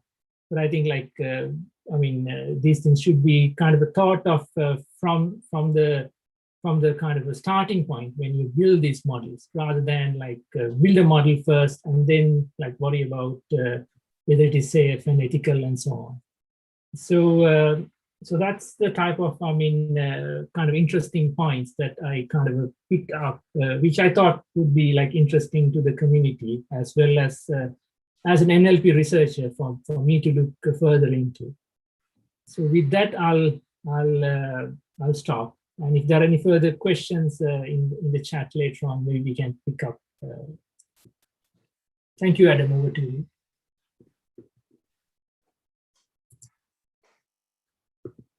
There we go. I'm back on. Thank you, Danishka, for your remarks about that. Shall we turn to Tom? Okay. So I have to make a confession, which is that I've always had an inherent mistrust for AI and its applications in relation to safety critical systems. So my background is the mathematics of software engineering, formal specification, including deontic logic. This mistrust is built on the knowledge that the modern methods used in AI are based on learning, and therefore they inherently rely on incomplete information. And with safety critical systems, the last thing you want is incomplete information, because that means that you have critical situations where you have no idea what's supposed to be happening, what the system is going to do. Great illustrations of this have been provided by autonomous cars, which seem regularly to find themselves in situations that they have not seen before and don't know what to do. So this is a very worrying situation. However, I'm beginning to change my mind a little bit, in the sense that cyber-physical systems are, again, examples of systems which we don't understand completely. And especially when you put cyber-physical systems together to make bigger cyber-physical systems, you don't understand what's going on well enough to actually build a system which is going to be safe. So the one possible answer to address this problem is something called monitoring. That you don't let the system function on its own, you watch what it does. And when you detect something going wrong, which is another possible point of discussion, how do you know that it's going wrong? If you find that the situation is getting critical and bad things could happen, you intervene in the system. So there is a way around this problem, but it is not yet very well understood. So I think the important message is that one has to be extremely careful about the applications of this kind of technology. The one thing that struck me about Stuart's talk is the idea of a provably beneficial system. Now, first of all, I have no idea what beneficial means. I presume it's something that is established via some utility function that is defined for the system. But then the obvious question to ask is, how do you know that the benefits are properly defined and that you can rely on the benefits being actually beneficial in the human sense and that they work safely? The question that I tried to address before. So I can see that there's a lot of progress in the issues being addressed by modern AI, but I think modern AI is still not addressing the fundamental questions which need to be answered in order to be able to apply the technology. For example, safety. So I would very much like to hear from people who think they are addressing this problem and are addressing it in a fundamental and rigorous manner. I think that's all I should say for now.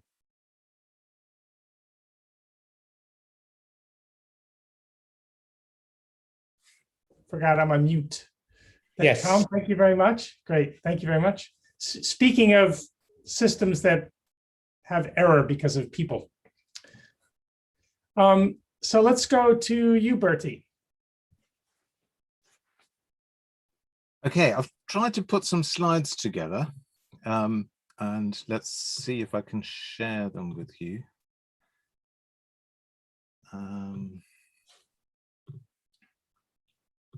There we go. Can you see that?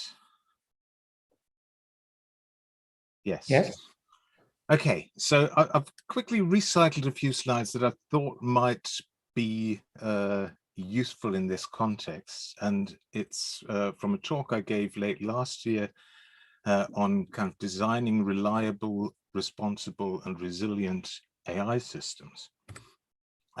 Just as a little bit more background to what Adam introduced me as, I'm very interested in all kinds of AI as chair of AISB, in particular in ideas around AI ethics, but also I'm a member of the cybersecurity group, and as such, looking at and interested in the security of AI systems, not just safety, but also security. So if we look at these ideas of reliability, resilience, and responsibility, let's have a quick run through. I'm not going to read out the quotes that I put on this slide. You can either read them now, or if you want my slides, I can share them with you later. But when we're looking at reliability of systems, traditionally this is something that uses formal methods, looks at effectiveness, accuracy, maybe efficiency of solutions, ensures availability, needs possibly some sort of explainability. So that is something that we're missing with a lot of the machine learning systems in AI, but also needs awareness of some other factors that might influence these systems. So it includes lots of formal methods that have been developed over decades in computer science, building on mathematical methods. And now we're looking at machine learning, and arguably it makes a lot of sense, and that is something that Stuart mentioned as well, combining various kinds and aspects of AI. So not just looking at learning as the one and only solution, but combining it with more traditional symbolic reasoning. So this could be a way forward to looking at reliability.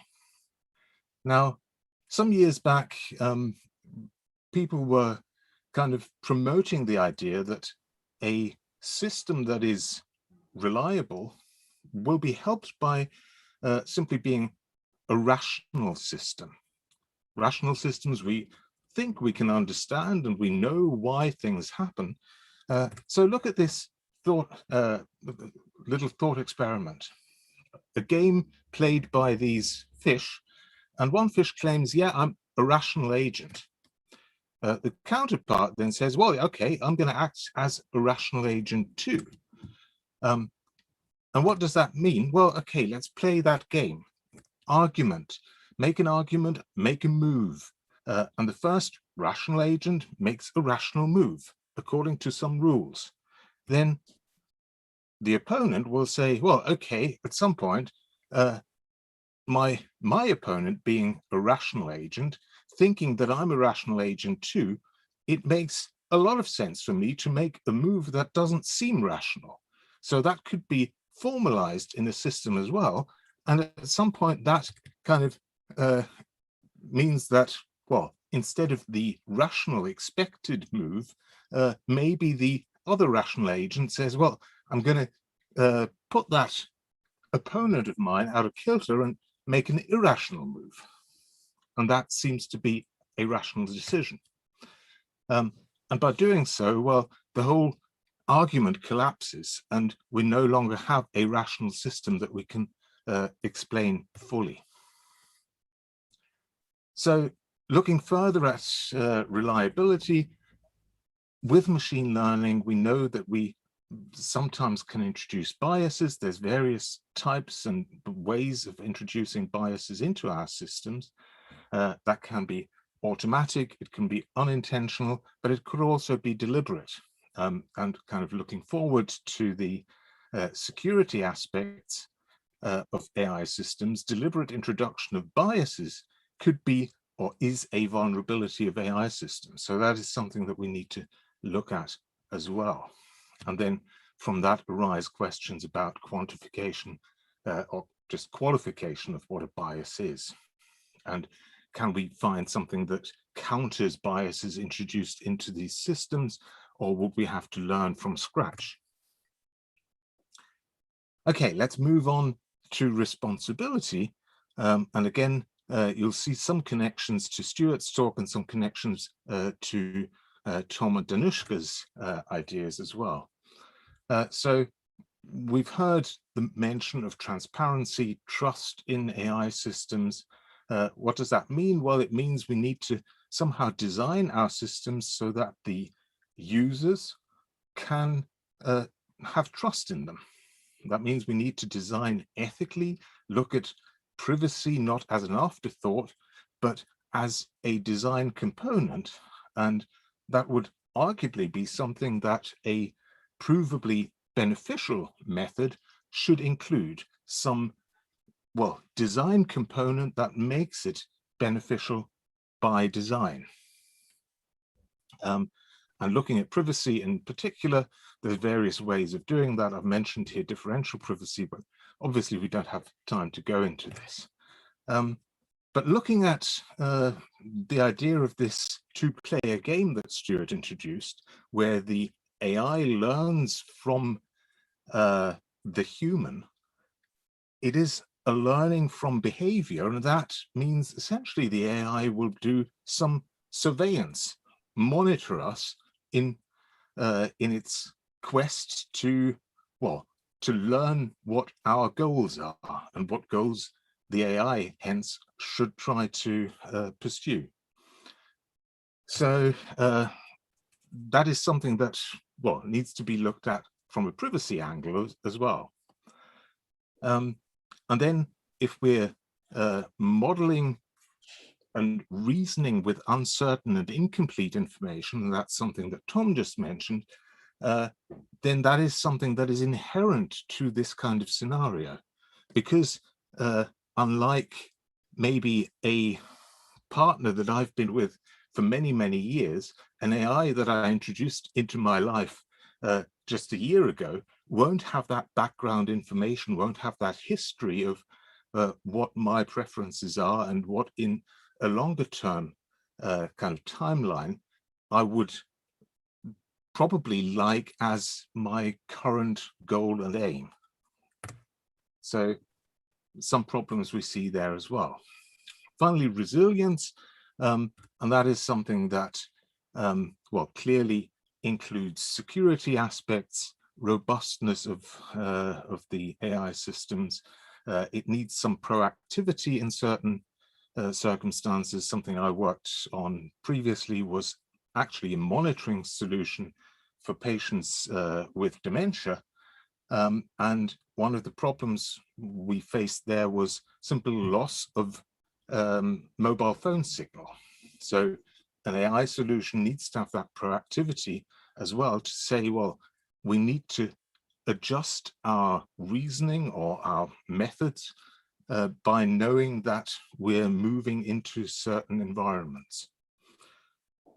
Clearly, security-wise, National Cybersecurity Strategy says we need lots of increase in capacity, capability, diversity, and various other things. So that's, again, something that for a provably beneficial solution needs to be included. And the question there is, and Stuart mentioned that in his talk, the off switch problem. So can we design resilient systems that still adhere to that, well, that need of an off switch, or is that, or could that be misinterpreted into someone interfering with the well, greater the greater good and the goal that the AI system has? And Stuart has given some ideas there how that can be mitigated, certainly worth looking into. But in general, if we look at research in the past and currently, looking at reliability, responsibility, and resilience again, we can see that, well, there's a lot that has been done in terms of reliability, a lot of work and resources on informal methods, etc. When we look at resilience, again, this has been done for at least a decade. There's quite a bit of research going on. Responsibility, however, is still in its infancy. And as I tried to show before, you can't see these kind of isolated from each other. They all intermingle with each other and they need to be seen as, well, part of the whole. So that certainly is something where we need a lot of work. And finally, just a little overview of other aspects where, looking at AI systems, we probably need some monitoring, continuous ethical monitoring of AI systems, especially those that change over time, that adapt to their environment. We need to look at the human in the loop and the skills that humans have that arguably AI will never have, and look at that kind of in a sense of ubiquitous facets of AI, including security, including ethics, including effectiveness, and these kind of things like the formal methods that I mentioned before. And then the question that came up when I looked at Stuart's talk was looking at provably beneficial AI. That reminded me a little bit of something that maybe 20 years ago was a little bit of a buzzword, but never got anywhere really. And that was the idea of proof carrying code. So programs, applications that can carry their own proof of certain properties that they fulfill. And that would be an interesting idea maybe to dig up and try to integrate that. And in the sense of legal requirements, this kind of proof carrying code could be some encoding of legal requirements as well. And that's where I'm going to leave you. So back to Adam. Great. Thank you very much for those remarks, Bertie. Let's first see what questions that we've got from the audience, if any. So we're turning this over to the organizers. No questions so far. Do you have questions for one another?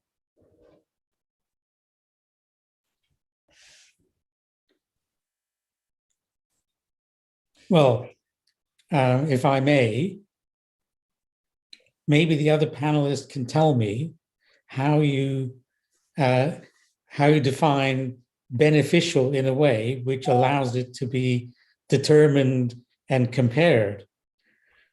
If you have a provably beneficial system, it means you can model it, you can reason about it, and you can decide as humans whether you've got it right or not, you've implemented it correctly. And these things I just don't understand from what I've heard so far.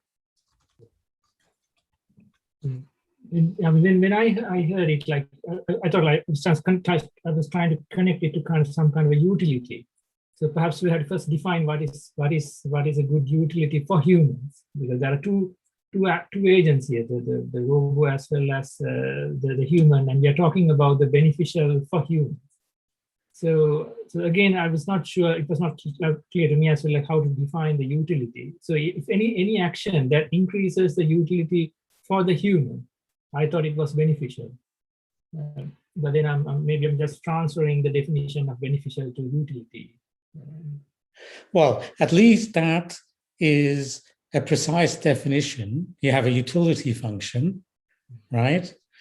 And its output increases or decreases as appropriate as a result of applying these rules, okay? Well, that's something to work with, okay? I mean, there's a lot of philosophical problems around that. The old problem of variance of utilitarianism. What is okay to do? Can I kill all my useless neighbors to harvest their organs that would match somebody else who, according to some utility function, is more likely to benefit society? I think we make decisions like that all the time, right? And the people who make the wrong decisions are called criminals. War criminals, maybe, right? So I think those kinds of decisions can be made. People can decide that they like this way of characterizing things. But first you have to come to some initial agreement about what the rules are. Maybe like I think if I could just sort of make one remark, one of the messages that I got about this notion of what's provably beneficial. So let me just focus on the provability notion, right? Because I think that you're making the right point that if you're going to start to use that language of proof, then you need to say, what's the model and how are you doing reasoning and what are its properties? And that starts to take you into a whole range of thinking about formal systems. I think the particular place where he used that in the talk was about the off switch, right? There's a little diagram and a little discussion, And he said, oh, if we do it this way and that way, and given opportunities for uncertainty introduced into the model, then we can prove, and it was more of a demonstration rather than a proof. It's a demonstration. We can talk about this being beneficial for humans because the nature of the system wouldn't be autonomous in terms of saying, I'm going to bar the off switch from functioning. Because I have uncertainty, I can always allow a human to choose to turn it off. So that was the one place where he really used this phrase of provability with respect to what's beneficial. The rest of the discussion, as far as I was hearing it, was that the notion of beneficial is derived entirely by kind of monitoring the population and their behavior about what they say, what their behavior, monitoring the population in terms of their behavior, and from that, inferring their preferences, right? So inferring from individuals and inferring from collectives. And that's not a matter of proof. That's a matter of kind of some systematic method of accumulating, individual and collective behavior to kind of sum to saying, okay, at this point, we'll accept this as a preference of those individuals or those groups, right? That doesn't sound to me like proof in the sense that I'm sure you're thinking about it, Tom. But it is a kind of it's another notion of how to gather that information. So I think we have to be careful about how we're using that notion, and I'm not sure that he really sort of worked on that point very clearly either. Yes, it's a demonstration, not a proof. Yeah, it's a demonstration. It would be better to talk about it as a demonstration. And there were a range of issues that he discussed about, how do we get from people's actions to their preferences. Let me also interject another point. The reason why I thought this was interesting to talk about here is because there are, in the AI and law community, a very prominent subgroup for whom preferences and for whom values, especially in the law, is the key. Whether it's in argumentation or case-based reasoning or various kinds of areas like that. So what I thought was interesting about the talk was to really put human preferences at the center of development, and sort of derive things from that. How we identify preferences from people's behaviors is not entirely clear. Whether we do it, as Danushka was suggesting, by accumulating annotators' data and trying to converge on agreed annotations, whether it's of behavior or of text, that's one method, but we'd have to come up with different methods for extracting or abstracting preferences from behaviors. But I thought that was an interesting point to kind of emphasize. Mm-hmm. I thought, Tom, maybe I'd sort of ask you, because you've done a lot of work on fault-tolerant systems and allowing for systems that will do wrong and yet will correct even if their behavior was uncertain. I wonder if you could make a few remarks about that, if you think that's appropriate here.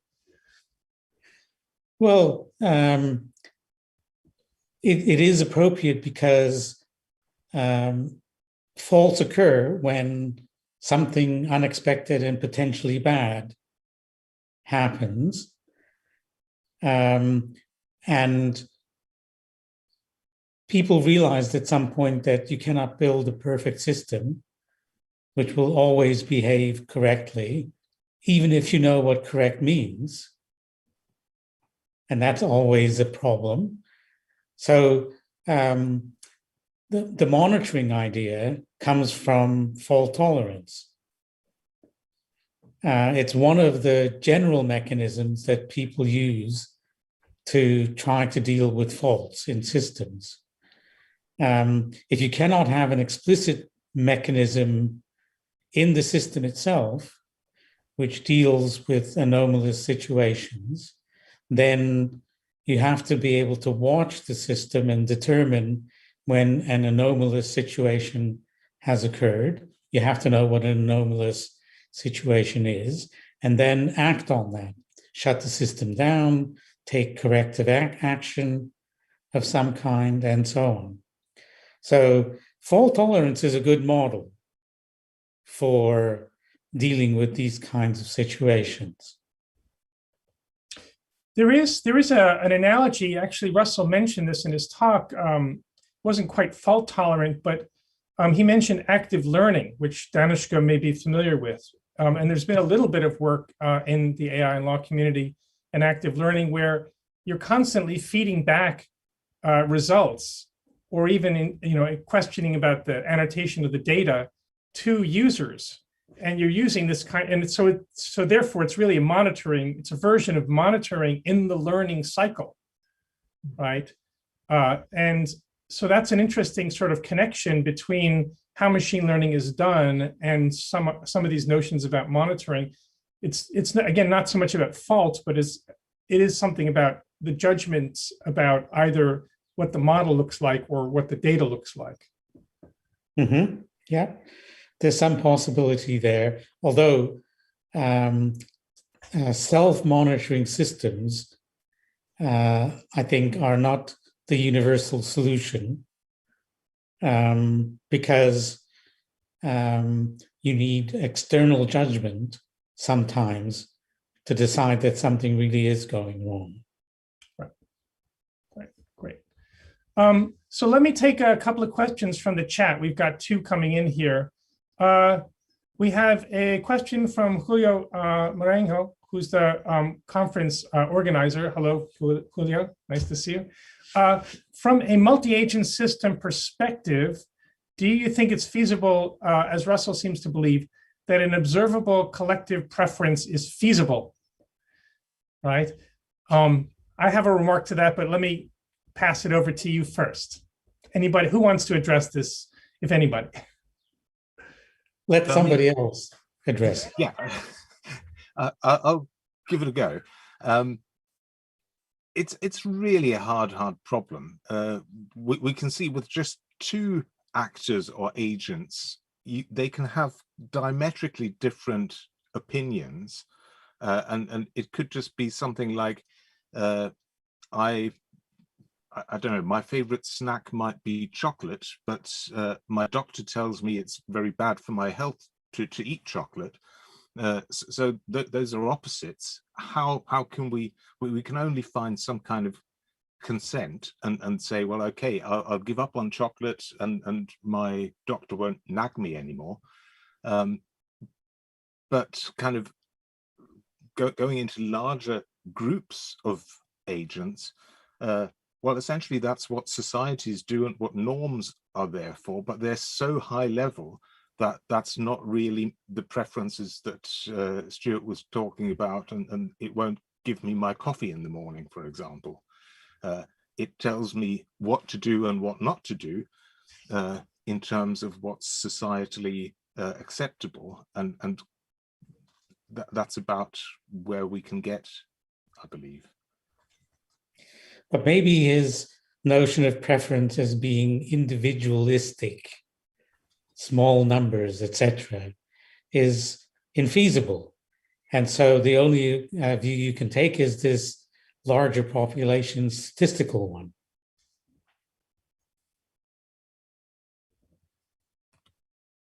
I mean, there might be like kind of a smaller worlds or like smaller subsets of preferences that you can make feasible, but not everything. So that's what I think.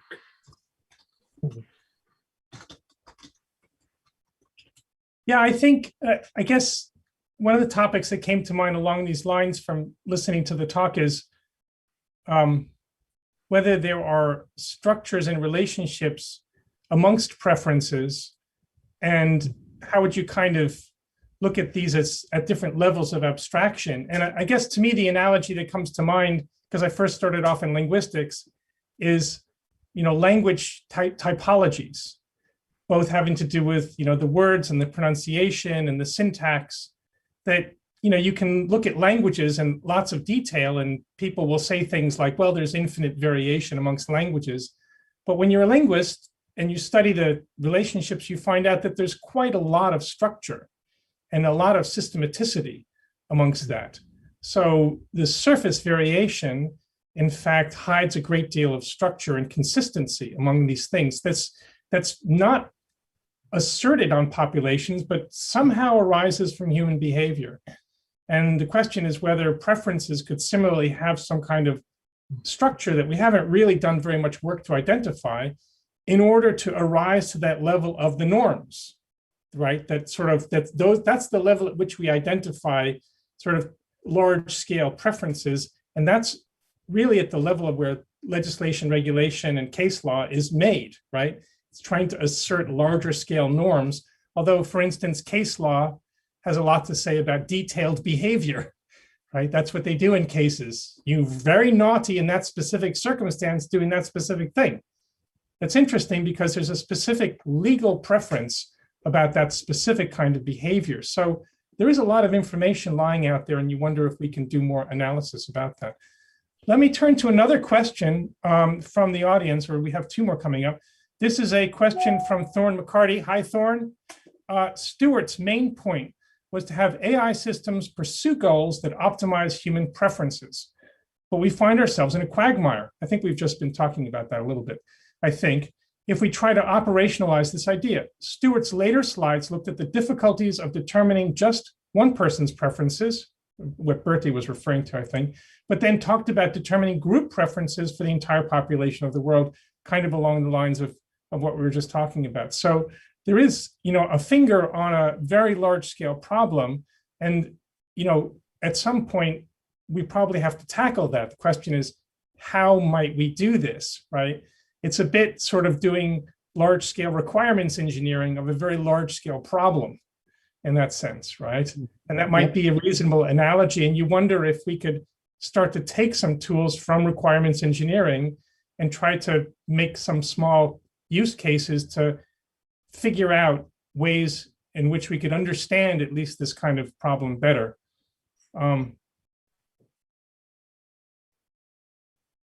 So any further comments along those lines about this relationship? Well, I think a big takeaway from Stuart's talk is what he started with, the probabilistic programming angle. And this is something, again, that dates back many decades, where we ran as computer scientists into problems of, undecidability of certain problems if we want a precise answer, but maybe we can approximate these with probabilities in the sense. And when we have this setting of, incomplete data, incomplete information, again, old ideas of belief sets, belief functions, what is my belief in a certain property, that could be a way forward to bring a little bit more transparency and not just do the black and white or the yes and no, and let an AI system say that, well, I don't know, but I've calculated a value that gives me so and so much certainty. And we then need, as humans, to interpret that in the way that the system works, that what we know about the system and the context in which the system works. Yeah, thank you, Bertie, for raising that.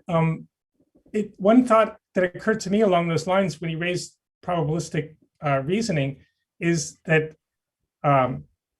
Pearl, who did a lot to bring Bayesian reasoning, to greater prominence, has turned to looking at sort of formal approaches to causal reasoning in particular, because it seems very difficult to really adequately represent causal reasoning in probabilistic terms. And I was a little bit struck that Russell raised this and emphasized probabilistic reasoning, and yet didn't really talk at all about Pearl's approach, which is a formal theory, at least an attempt at a formal theory of causation, which has its own problems. But it is interesting to make that effort. There is a whole branch of logic that tries to reason systematically with causation. And Tom, I see that you have something to say. Well, it's another observation, a different observation, that the probability we're talking about here is not Bayesian probability. It's Baconian probability. I don't know if any of you have heard about Baconian probability, but it was investigated by quite a lot of people, including John Maynard Keynes, Jonathan Cohen, and it's basically the logic or the mathematics of confidence. People like Carnap were interested in understanding the notion of confidence in a scientific theory and why it's robust to small experiments which seem to contradict a scientific theory. It's also the reasoning behind law. This Baconian probability is the reasoning behind law. So, for example, two people asserting the same idea do increase your confidence, right? Whereas in normal probability, you don't get any increase in probability. So this kind of setting might be a more fruitful one in which to study these notions of preference. Because what we want is to build a model of people's preferences in which we have some level of confidence and which is robust to small changes in individual confidence, in individual preferences. I think that would be a very interesting line to pursue in this context. Thank you very much for that distinction.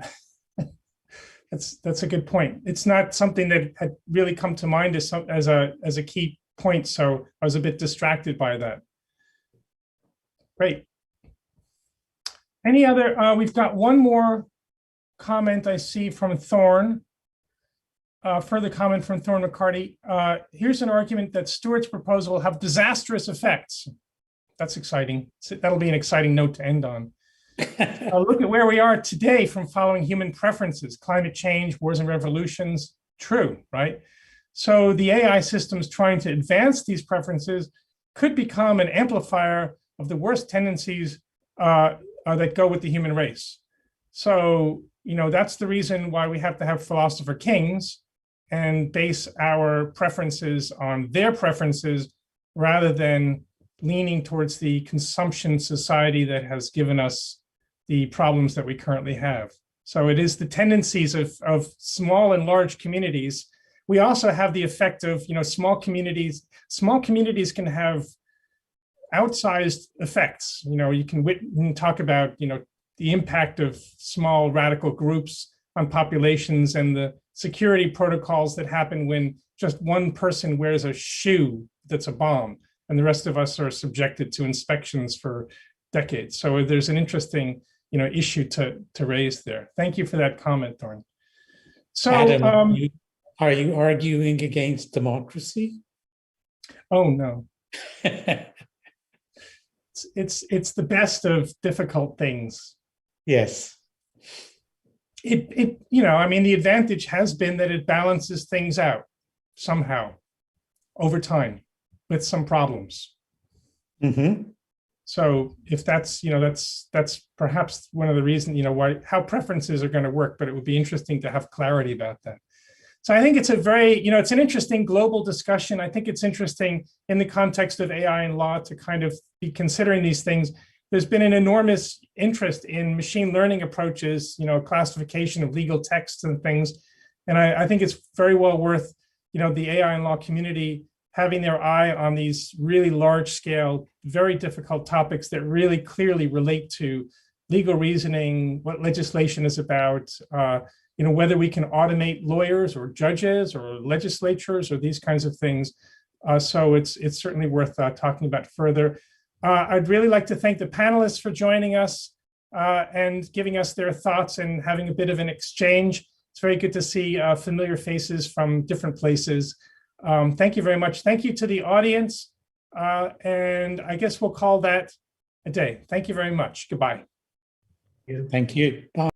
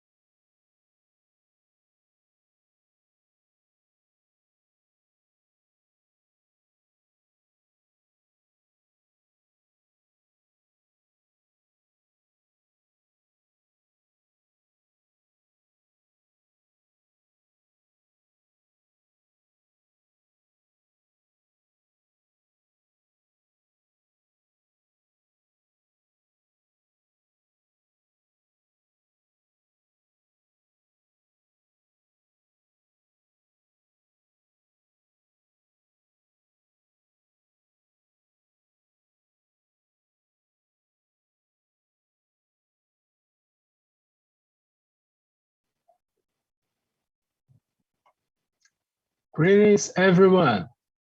Welcome to the 18th International Conference on Artificial Intelligence and Law. It's a pleasure to have you all here. My name is Leonardo Jimbo, and this is the fourth panel of the third day of the event. First, in name of the IK organization, I'd like to thank our platinum sponsors, Choose Brazil and Albert Einstein Israeli Hospital. Choose Brazil is currently the #1 law and government website worldwide that makes high-value legal information super easy and quick to access. Albert Einstein Israeli Hospital, our other platinum sponsor, is one of the best-known health units in Brazil and Latin America. That is reference in treatments with state-of-the-art technology and humanized care, expanding its borders with social responsibility actions, teaching, and research activities. In this panel, we will have two presentation replays that will work as follows. First, we will have a streaming of the paper's presentations that were previously recorded. After that, we will have some time for a Q&A live session with paper's authors. So we invite the audience to send us questions through the chat, and I'll be glad to ask them. Without further words, let me introduce Mrs. Raja Elamadani from HEC Paris, France. Mrs. Elamadani will be presenting the paper, A Combined Rule-Based and Machine Learning Approach for Automated GDPR Compliance Checking, for about 20 minutes. Afterwards, we will move on to the questions. Let's get started. So can you please confirm that you can see my slides? Okay, great. So I'm happy today to walk you through our research project about automating GDPR compliance checking. It is a research project in collaboration with researchers from HEC Paris and Oranova. So our work comes from the context of complying with the data protection laws. So complying with the GDPR is challenging, and one of the reasons is that personal data flows in complex data supply chains. And although companies are using technology to deal with this complexity, there isn't a comprehensive framework defining end-to-end compliance. So the objective of our research is to fill this gap by first building a conceptual framework for GDPR compliance, and second, to test this framework by automating the compliance checking of privacy policies against the GDPR. The framework that we developed is document-centric because the GDPR entrusts documents with different functions. For example, controllers and processors must maintain a record of processing activities according to Article 30.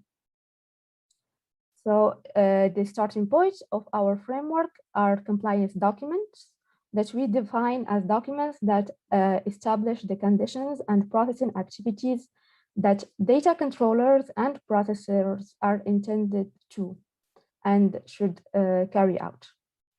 Such documents are privacy policies and data protection addendums. It could be also contracts containing clauses about data protection or internal company documents. And so these documents, we suggest that they should be automatically analyzed. First, to ensure their compliance with regulation, both on a functional level and substantial level.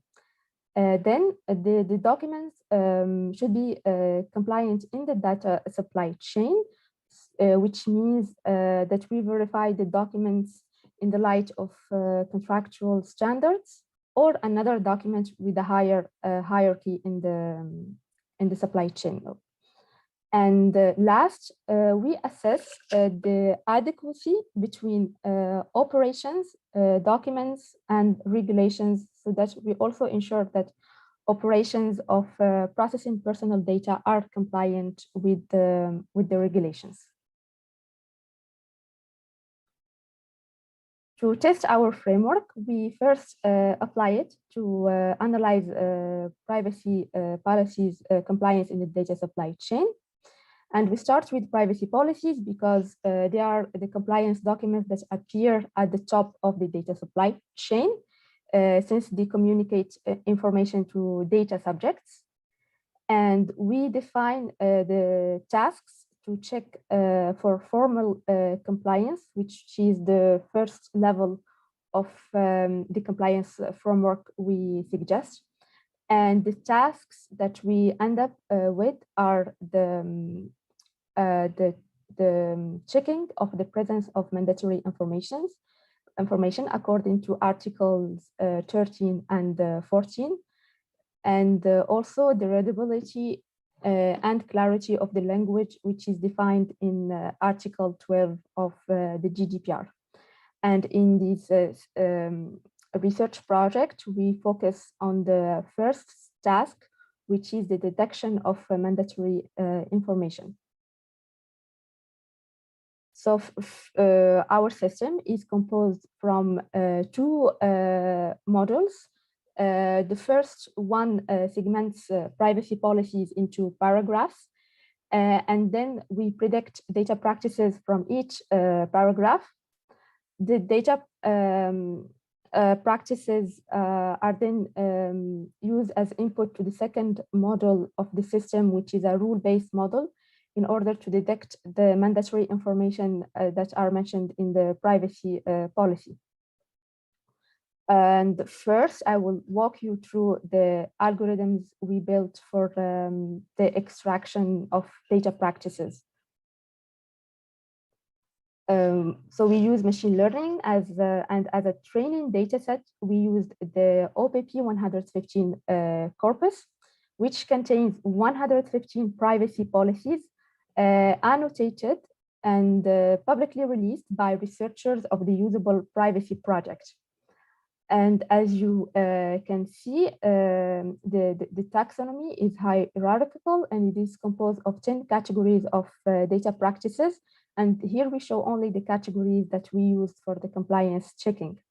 And each category has a set of attributes, and each attribute has a set of predefined values. So here we have an example of an annotated segment from IMDb privacy policy. And the annotator first selected the first party collection use category. And this category has different attributes, such as personal information type. And the annotator selects the values of these attributes by reading this segment. And the annotator also highlights the text in the segment that corresponds to the value. So for example, for the value computer information, the annotator highlighted login password. And so since the taxonomy is hierarchical, first level, we have the categories, and each category has children attributes. And for each attribute, we need to predict the values. We treat this problem as hierarchical multi-label text classification task. And we experiment with two approaches. We first try the local classifiers approach, and then a second approach, which is based on a text-to-text framework. The training dataset is composed of 115 privacy policies, which is small in comparison to the label's size. So in order to obtain good performance, one common ingredient for both local classifiers and text-to-text approach is to use transfer learning, where first a language model is pre-trained on a large data set of online text, and then the learned knowledge is transferred to train data practice predictor on the dataset of annotated privacy policies. So for the local classifiers approach, at the training time, we need to train one local multi-label classifier to predict the higher level categories, and then one local multi-label classifier for each attribute to predict the values for that attribute. And as you can see here, the training for this set of local classifier is done independently from each other. And at inference time, the predictions are made in a top-down order, where first categories are predicted by the higher level local classifier. And then for each attribute associated with the predicted categories, for example, if we only predicted this category, we would only use the local classifiers associated with these attributes in order to predict their values. And for the local classifiers, we choose to use the same local classifier for all the levels and the nodes. And we first reproduce prior work by the authors of policies and use a convolutional neural network as the base classifier. Segments are first embedded with the word embeddings that were trained on more than 130,000 privacy policies. And this allows us to have a good baseline to compare with the other approaches. And since the state of the art these recent years is transformers for NLP tasks, so we conduct a second experiment by using a transformer model, and precisely the ExcelNet model, which we first used the pre-trained one, which is publicly available, and then we fine-tune it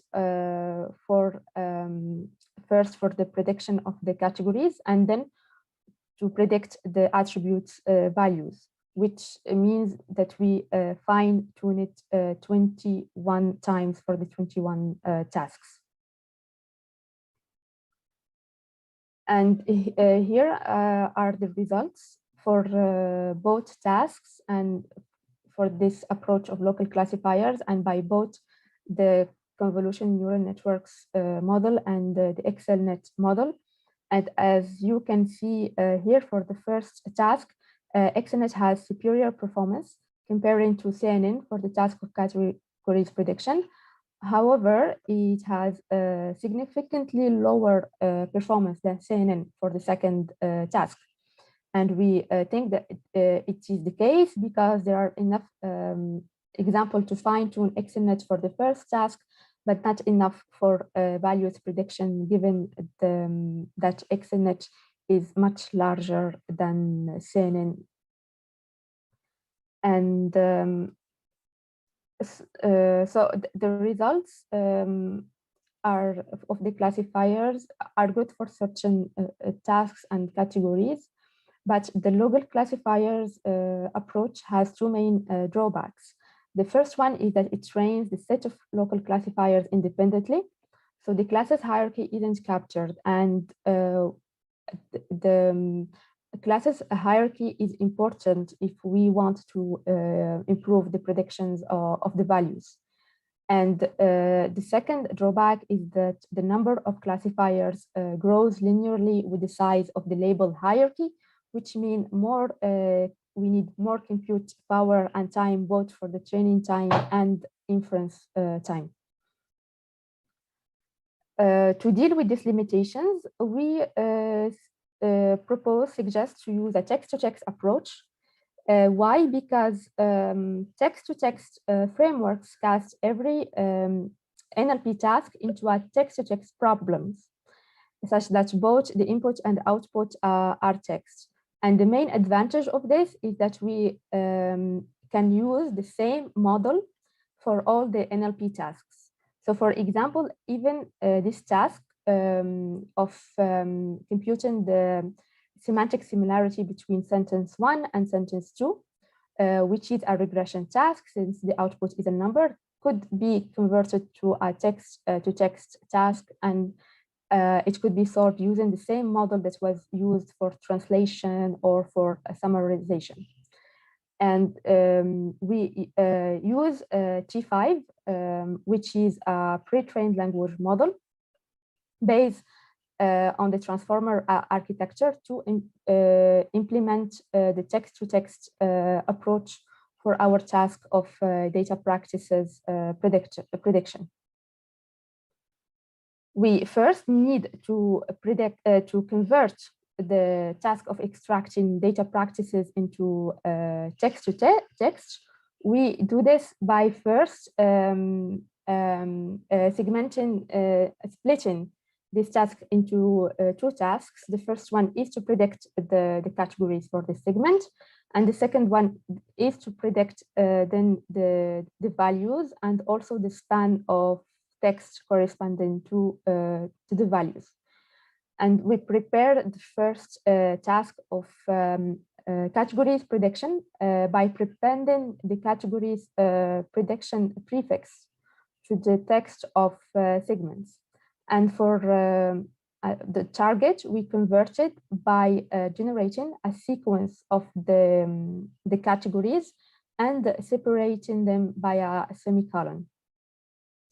And for the second task, which is the prediction of the values, we convert it to similarly to reading comprehension task, where we use the prefix values prediction and context to indicate to the model what is the segment from which we want to predict the values and also extract the text. And we give it also the category in order to keep the hierarchy in the model, and also the attribute for which we want to know the value.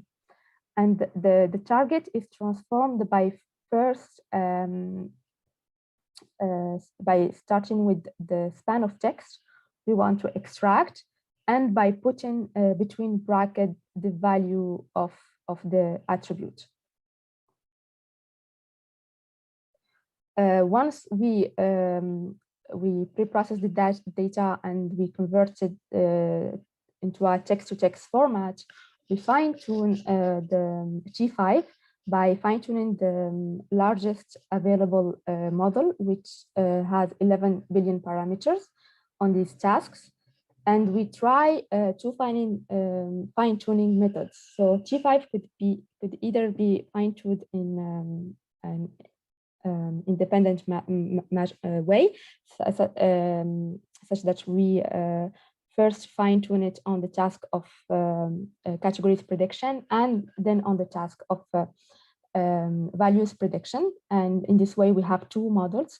And the second way to do it is to fine-tune it in a multi-task setting on a mixture of both tasks to capture the global labels hierarchy.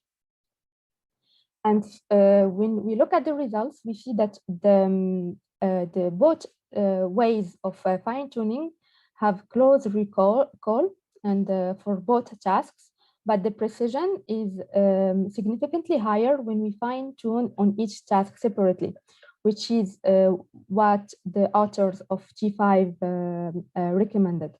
And the performance for span extraction is good for a baseline, but we think that it is low in comparison with the performance of the same model T5 on similar tasks such as reading comprehension or named entity recognition. So we need to work more on this task. And as a global comparison between the two approaches of local classifiers and text-to-text, both XNet and T5 performs significantly higher than CNN for the first task, but the performance is at best similar to CNN for the second task. And for later experiments, we select to work with the G5 because of both the performance and is also capable of doing span extraction, with which the local classifiers cannot do. And once we finish extracting the data practices, then we feed them to the second model of our system in order to detect the mandatory informations. Here we list the mandatory informations that our legal experts were able to encode using the OPP taxonomy. So this taxonomy was created before GDPR, so we weren't able to encode all the mandatory informations because it doesn't contain all the concepts needed for the GDPR.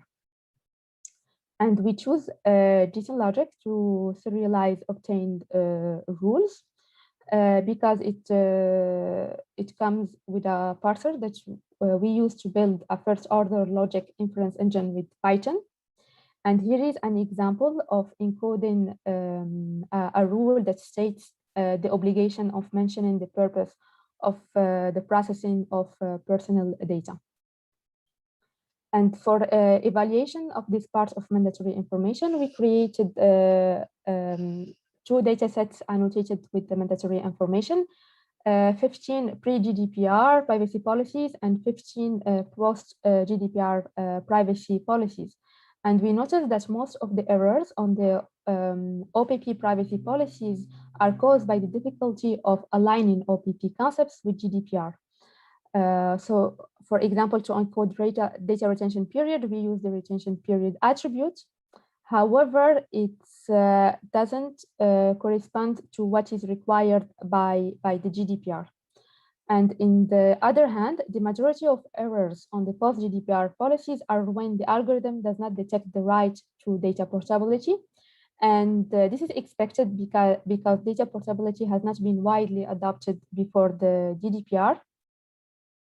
And so the training data set didn't contain that concept, and therefore the algorithm and inference time wasn't able to capture it very well.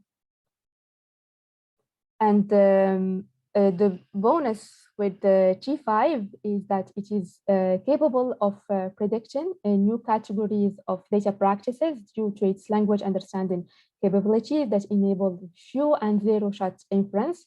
So when we gave segments from post-GDPR privacy policies, it was able to predict new categories that weren't in the training data set, but that they correspond to concepts from GDPR articles such as legitimate interest or data minimization. And this could be helpful if we want, for example, to create a GDPR taxonomy from compliance documents. And to conclude our work, I like to say that this work consisted in the creation of a framework to implement automated GDPR compliance in the data supply chain. And we proposed an automatic way based on machine learning and a rule-based model to implement the detection of mandatory information from privacy policies.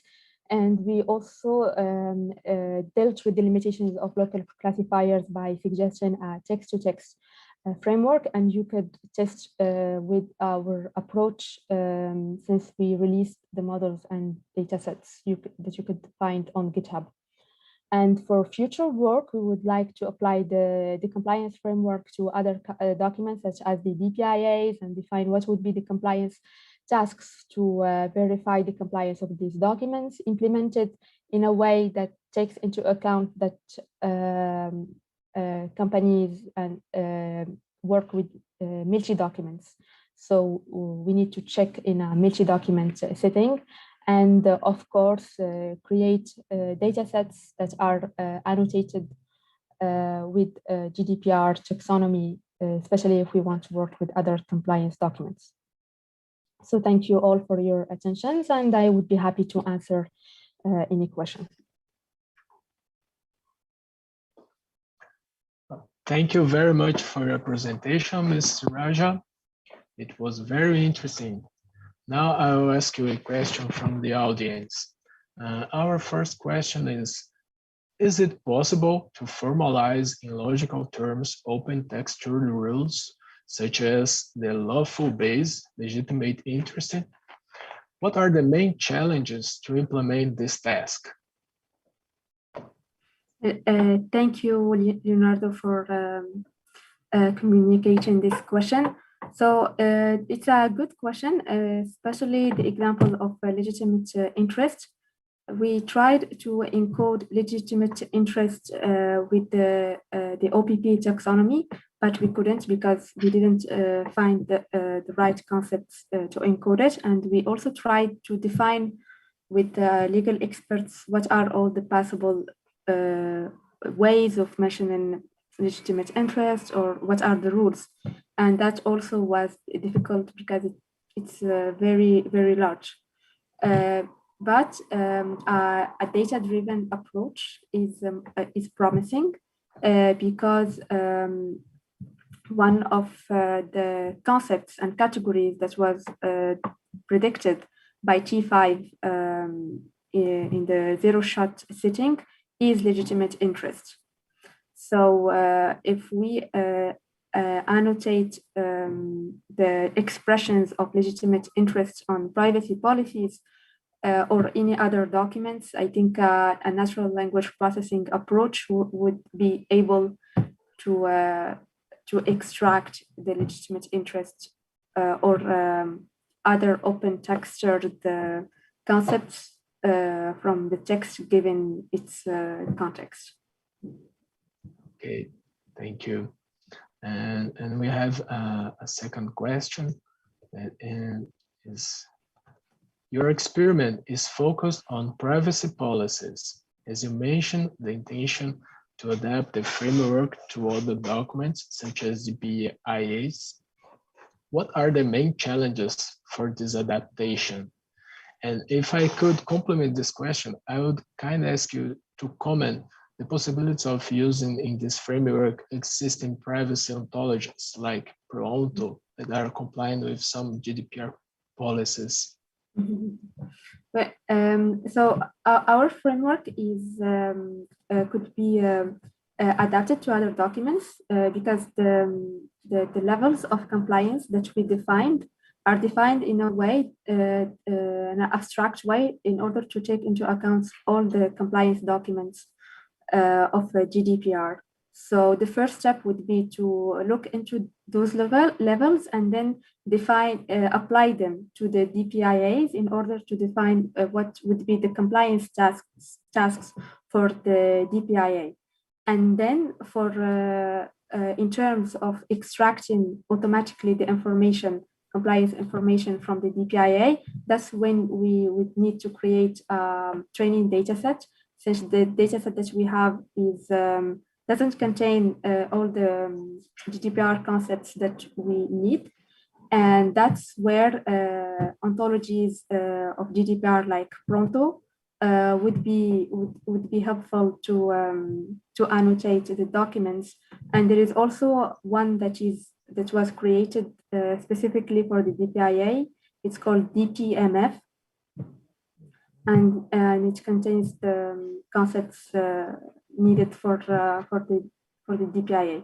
So I think the main challenge for this framework to work, especially the automatic information extraction, is to annotate enough documents with the GDPR concepts that are important for compliance checking. Okay, great. Thank you very much. And you have 1 minute left. Would you like to make any final considerations? I just would like to thank you all, thank the organization for this great work and organizing such a conference that holds across time zones, especially. Yeah, it's a challenge. Thank you. Yes. Thank you. So congratulations for an interesting presentation. Thank you. Now, I would like to introduce Mr. Lucia Zhang. She is a master's student in computer science at Stanford University and a student fellow at the Stanford Regulation, Evaluation, and Governance Lab, and also Mr. Neil Guha, also from Stanford University, who will join us in the Q&A. Mr. Zhang will be presenting the paper, When Does Pre-Training Help? Accessing Self-Supervised Learning for Law and the Case Hold data set of 53,000 plus legal holdings for about 20 minutes. Afterwards, we will move on to the questions. Let's get started. I'm Lucia Zhang, a master's student in computer science at Stanford University. My co-authors are a team of interdisciplinary researchers at Stanford. Neil Guha and Peter Henderson are JD PhD students in computer science. Brandon Anderson is a data scientist, and Daniel Ho is a professor of law and political science at Stanford University. Today, I'll be presenting on our paper, When Does Pre-Training Help? Assessing Self-Supervised Learning for the Law. In this work, we aim to establish a set of NLP benchmark tasks for the legal domain and explore the conditions for which domain-specific pre-training may be worthwhile. It has been said that NLP has hit its ImageNet moment with the rise of large language models like BERT. However, curiously, existing work has reported marginal gains for pre-training large language models on law, particularly compared to the much more significant gains achieved by domain-specific pre-training in other fields, such as biomedicine and computer science. As an example, consider the core NLP task of text classification. The Chalkaitis work, one of the most comprehensive existing evaluations of pre-trained language model performance on legal NLP tasks, finds that the macro F1 gain of BERT pre-trained on law over base BERT is only 2.5, and the gain is even smaller for other tasks like named entity recognition. In contrast, the authors of the SciBERT paper show that a BERT model pre-trained on scientific text with a custom scientific vocabulary achieves a 7.07 gain in macro F1 on a text classification task. It's worth noting that some of the large differences reported in related work like BioBERT compare BERT pre-trained at 1 million iterations and a domain-specific pre-trained model on top of BERT at 2 million iterations.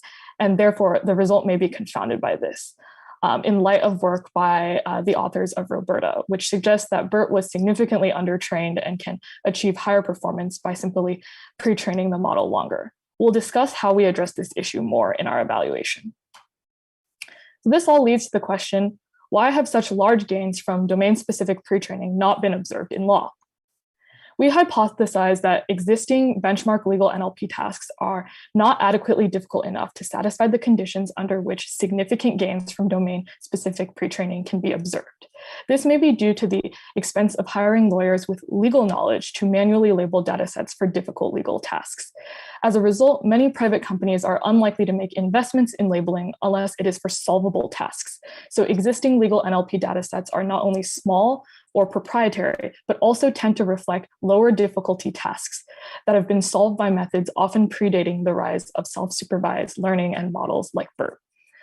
Armed with this hypothesis, we set about trying to construct a new large labeled dataset for more difficult legal NLP tasks. As mentioned, this is often quite expensive due to human annotation costs. So we ask ourselves, instead of relying on expert annotation, can we extract signals from case law language in a systemic way to create a task? It turns out that the answer is yes, and this is because of one of the unique aspects of case law language, that it is stylistically governed by the Blue Book rules of legal citation, which set a standard for how legal citations appear in case law. This brings us to our key idea. We could create a multiple choice question answering task by leveraging these standardized rules to extract holding statements in case law. Holdings express governing legal rules when law is applied to a particular set of facts. They are precedential, which means they are what litigants rely on for subsequent cases. In case law, holdings follow legal citations and frequently begin with the keyword holding in parentheticals, as this format is strongly recommended by Blue Book. Using this idea, we created a new benchmark dataset, CaseHold. The next slide shows one example from the CaseHold dataset. On the left in gray is a citation and its citing context. We replace the location of the holding statement in the citing text with a holding token in brackets. On the right are the 5 multiple choice options for the citing text. The green boxes are incorrect holding statements matched with the citing text prompt, and the green box contains the correct holding statement that corresponds to the citation in the case law. This dataset has around 50,000 examples, comparable in size to other general domain NLP tasks, such as SQUAD and SWAG. To construct the case law dataset, we extract all citing context, citations, and holding statements from a holdout set of the Harvard Law corpus, which is around 10% of the total corpus. We use the other 90% of the corpus for pre-training models, which we'll discuss in more detail in a few slides. Each example in the dataset consists of a prompt formed from the citing text and citation, one correct answer, which is the true corresponding holding statement found in the original text, and 4 semantically similar but incorrect answers, which are other holding statements sampled from the pool of all extracted holding statements. To match a prompt with 4 incorrect answers, we calculate the TF-IDF similarity between the correct holding statement and the other holding statements and match the prompt with the other holding statements with high similarity. We also set an upper threshold for similarity to prevent the matching of holding statements that parrot or paraphrase the true holding statement, which would make the task impossible. We also evaluate our model on 2 other benchmark datasets. The first is the overruling dataset, which simulates a binary classification task to determine whether a statement is overruling or not. This dataset is fairly small, consisting of 2,400 examples, and was created by Casetext, a company that collaborated with our team to release the dataset publicly. The second is the terms of service dataset, which also simulates a binary classification test to determine whether a consumer contract term is potentially unfair or not. This dataset was manually labeled by legal experts and contains around 9,400 examples. It was created by the authors of the Claudette paper cited on this slide. Next, we'll talk about the methods used to evaluate these legal benchmark tasks. To begin, we'll introduce the central BERT transfer learning paradigm, which we use to train our domain-specific models for law. This learning process consists of 2 steps. One is unsupervised training of large amounts of unlabeled text. In the case of base BERT in Devlin et al., the original paper, this is a general domain books corpus and Wikipedia. But as we'll see, this can be domain-specific text as well. BERT is pre-trained on this unlabeled text using 2 training objectives, masked language modeling and next sentence prediction. For the MLM objective, BERT masks random tokens in the input text and predicts the masked token. For the NSP objective, BERT predicts whether in a pair of sentences, the second sentence is the subsequent sentence of the first sentence in the original text. The second step is supervised fine-tuning on a specific downstream task with a labeled dataset. Using casehold as an example, we feed BERT citing text prompts as input and train BERT to predict the correct holding statement from the 5 answer choices. We trained several models using this framework. For our baseline models, we trained a 1-layer bidirectional LSTM initialized with 300-dimensional word-to-vec embeddings. For our baseline BERT model, we used the base BERT uncased model with 110 million parameters from the original BERT paper by Devlin et al. We also train a BERT double model initialized with base BERT parameters and pre-trained for an additional 1 million steps on the general domain Wikipedia corpus used to train base BERT. BERT double provides us with a model that is pre-trained for 2 million total steps for direct comparison against our legal domain-specific BERT models, which are also pre-trained for that many steps, addressing the confounding issue discussed earlier. Legal BERT is initialized with base BERT parameters and pre-trained for an additional 1 million steps on the case law corpus, the 90% of the Harvard Law corpus introduced earlier. But it uses the same general domain vocabulary as base BERT. Custom legal BERT is pre-trained from scratch for 2 million steps on the case law corpus with a custom legal domain-specific vocabulary constructed using sentence piece on a subset of sentences from the case law corpus.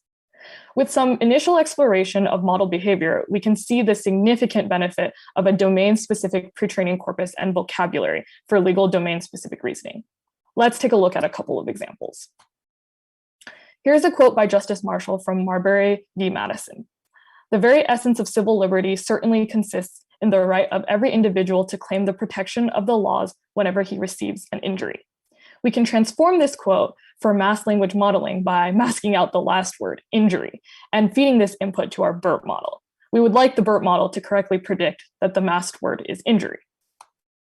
We observed that base BERT and BERT double do not predict the correct completion within the top 5 completions with highest likelihood. I think base BERT predicts action and BERT double predicts emergency. But legal BERT predicts the correct completion, injury, correctly. This demonstrates that domain-specific pre-training on legal text significantly improves model accuracy for tasks for which the pre-training text provides relevant knowledge, in our case, case law. Custom legal BERT predicts correctly as well, though this is not pictured in the slides.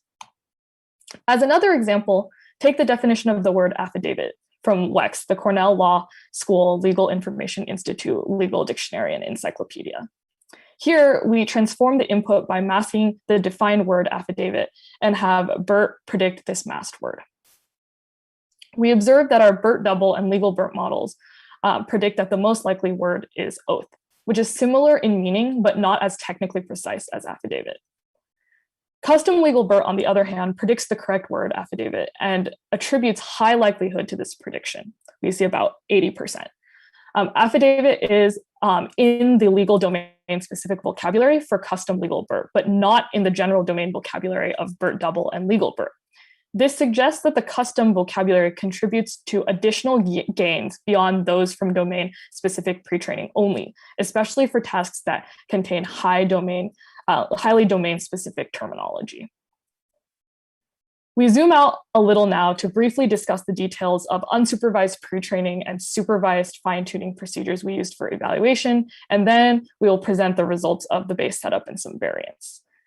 We used the pre-training procedure detailed in Devlin et al. With a few adaptations for improved performance on legal texts. One adaptation we implemented was a custom sentence segmenter that uses regular expressions based on Blue Book rules to keep legal citations together for next sentence prediction pre-training. This change was important because traditional segmenters use period characters as sentence delimiters, but there are many non-sentence delimiting periods in case law. We also used whole word masking for the masked language modeling pre-training objective. This change masks whole words rather than subtokens, forcing BERT to predict entire domain-specific terms, which are often not present in the general domain vocabulary and therefore frequently tokenized into subtokens. For fine-tuning, we use the input transformations presented in Radford et al., which allow us to train on different downstream tasks while making limited adjustments to the model architectures. Here, the green model box represents the section of the pipeline where we can slot in any of our previously described pre-trained BERT models. We'll go through the multiple choice question answering pipeline in a little more detail here, but the classification pipeline is similar.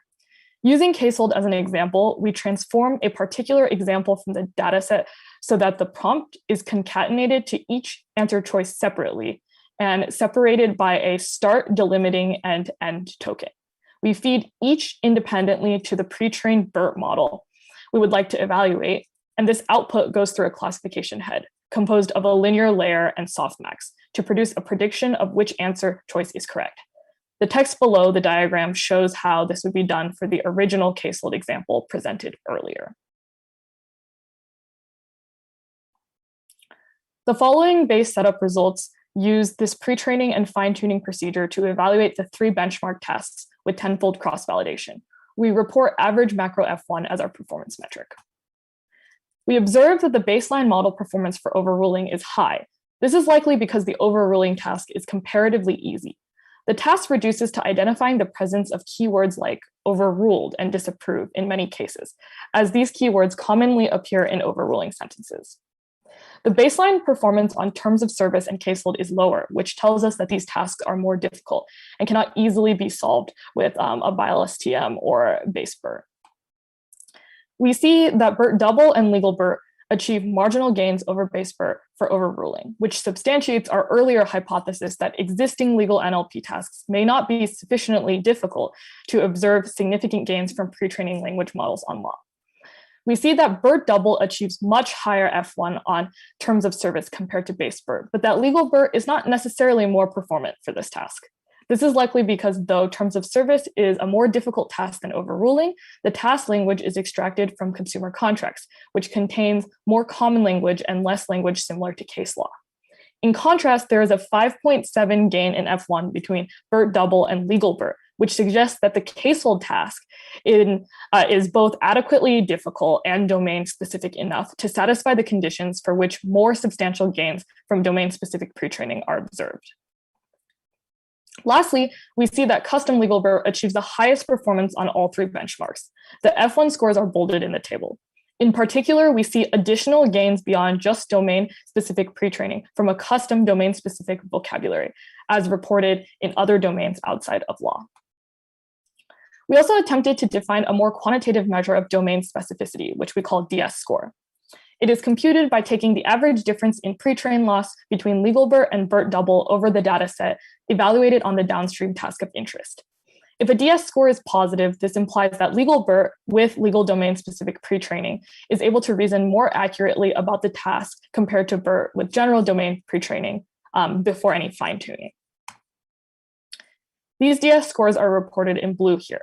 We see that the rank order of the DS scores matches our qualitative understanding of the domain specificity of the three tasks, with terms of service being the least domain-specific and having the lowest DS score, and casehold being the most domain-specific and having the highest DS score. We also evaluate the model on a few task variants. We discuss one of them here, and the rest are included in the paper. For the train volume variant, we vary the size of the casehold training set. This plot shows that legal BERT dramatically outperforms BERT double in precisely the setting that is relevant to law, where there is limited labeled training data. In conclusion, we present a new legal NLP dataset, casehold. This dataset illustrates the advantages of leveraging domain-specific knowledge, the standardized Blue Book format for holding statements in case law, to construct legal NLP datasets. Using casehold, we show gains from pre-training language models on law comparable to the largest gains reported by CyBERT and BioBERT. We hope this contribution drives excitement and interest in solving more difficult legal NLP tasks. Additionally, we outline two conditions that help identify where domain-specific pre-training may be worthwhile: task difficulty and domain specificity, and offer some ideas such as DS score about how to quantify these qualities of a task. This may guide practitioners in deciding when resource-intensive pre-training is necessary in the future. We close by sharing some resources. The legal benchmark datasets and the code for fine-tuning to replicate reported results are available at this GitHub link. We also invite you to download and explore our pre-trained language models for law on the Hugging Face model repository. You can explore model behavior using the Marbury v. Madison and the affidavit example from the slides, or any other descriptive examples of your choosing in the browser on the Hugging Face model pages. Thank you for listening. Neil and I are happy to take any questions, and our contact information is also on this slide. Thank you very much for the presentation, Mrs. Zhang. It was very interesting. Now we can move on to the question. But before that, would you like to make any additional comments to the previous recorded presentation, Mr. Guha? No, I'd love to hear the questions that folks have. Okay, let's go. The first question is, due to their financial costs, are pre-trained models only recommended for difficult and complex tasks in the legal domain? Yeah, that's a fantastic question. I think it's important to distinguish between, I'm assuming the question's asking whether we're recommending pre-trained legal models over general purpose legal models or general purpose language models like BERT with regards to customized corpora in the legal domain. And I think that's a difficult question to answer without more facts, but I think there are a variety of considerations that might inform such a decision. So the complexity of the task is definitely a consideration. Pre-trained models, and you'd think that the reasoning patterns that are present in a corpus are more likely to be important the more complex the task is. And I think that's what our work shows, especially with the performance improvements on casehold. But also other considerations include the alignment between the pre-training corpus and the data set for the task that you care about. The closer those two data sets are aligned, the more likely you're going to see a benefit from pre-training on a customized corpus. And finally is a question about the amount of data you have for the fine-tuning or end goal task. If you have less data that suggests, and our results also indicate this, that you're probably going to want to pre-train on a, you're more likely to want to pre-train on a customized legal corpora. If you have a lot more data, then it seems like you can get away with using an existing model that's been pre-trained on a more general corpus. Great. We have another question from Thorne McCarthy. He said, your best result were from custom legal bird. What was the training time and training cost for this model?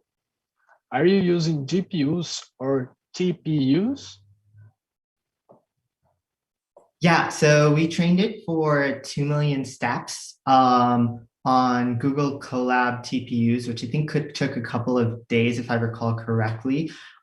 Because we were using Google Colab TPUs, and at the time, Google was freely giving away TPU compute. We didn't actually have to pay for it, but I'm sure I could pull up an estimate for you offline to find what the actual cost would have been. But yeah, we were really lucky that we were able to leverage this resource, and it was fantastic.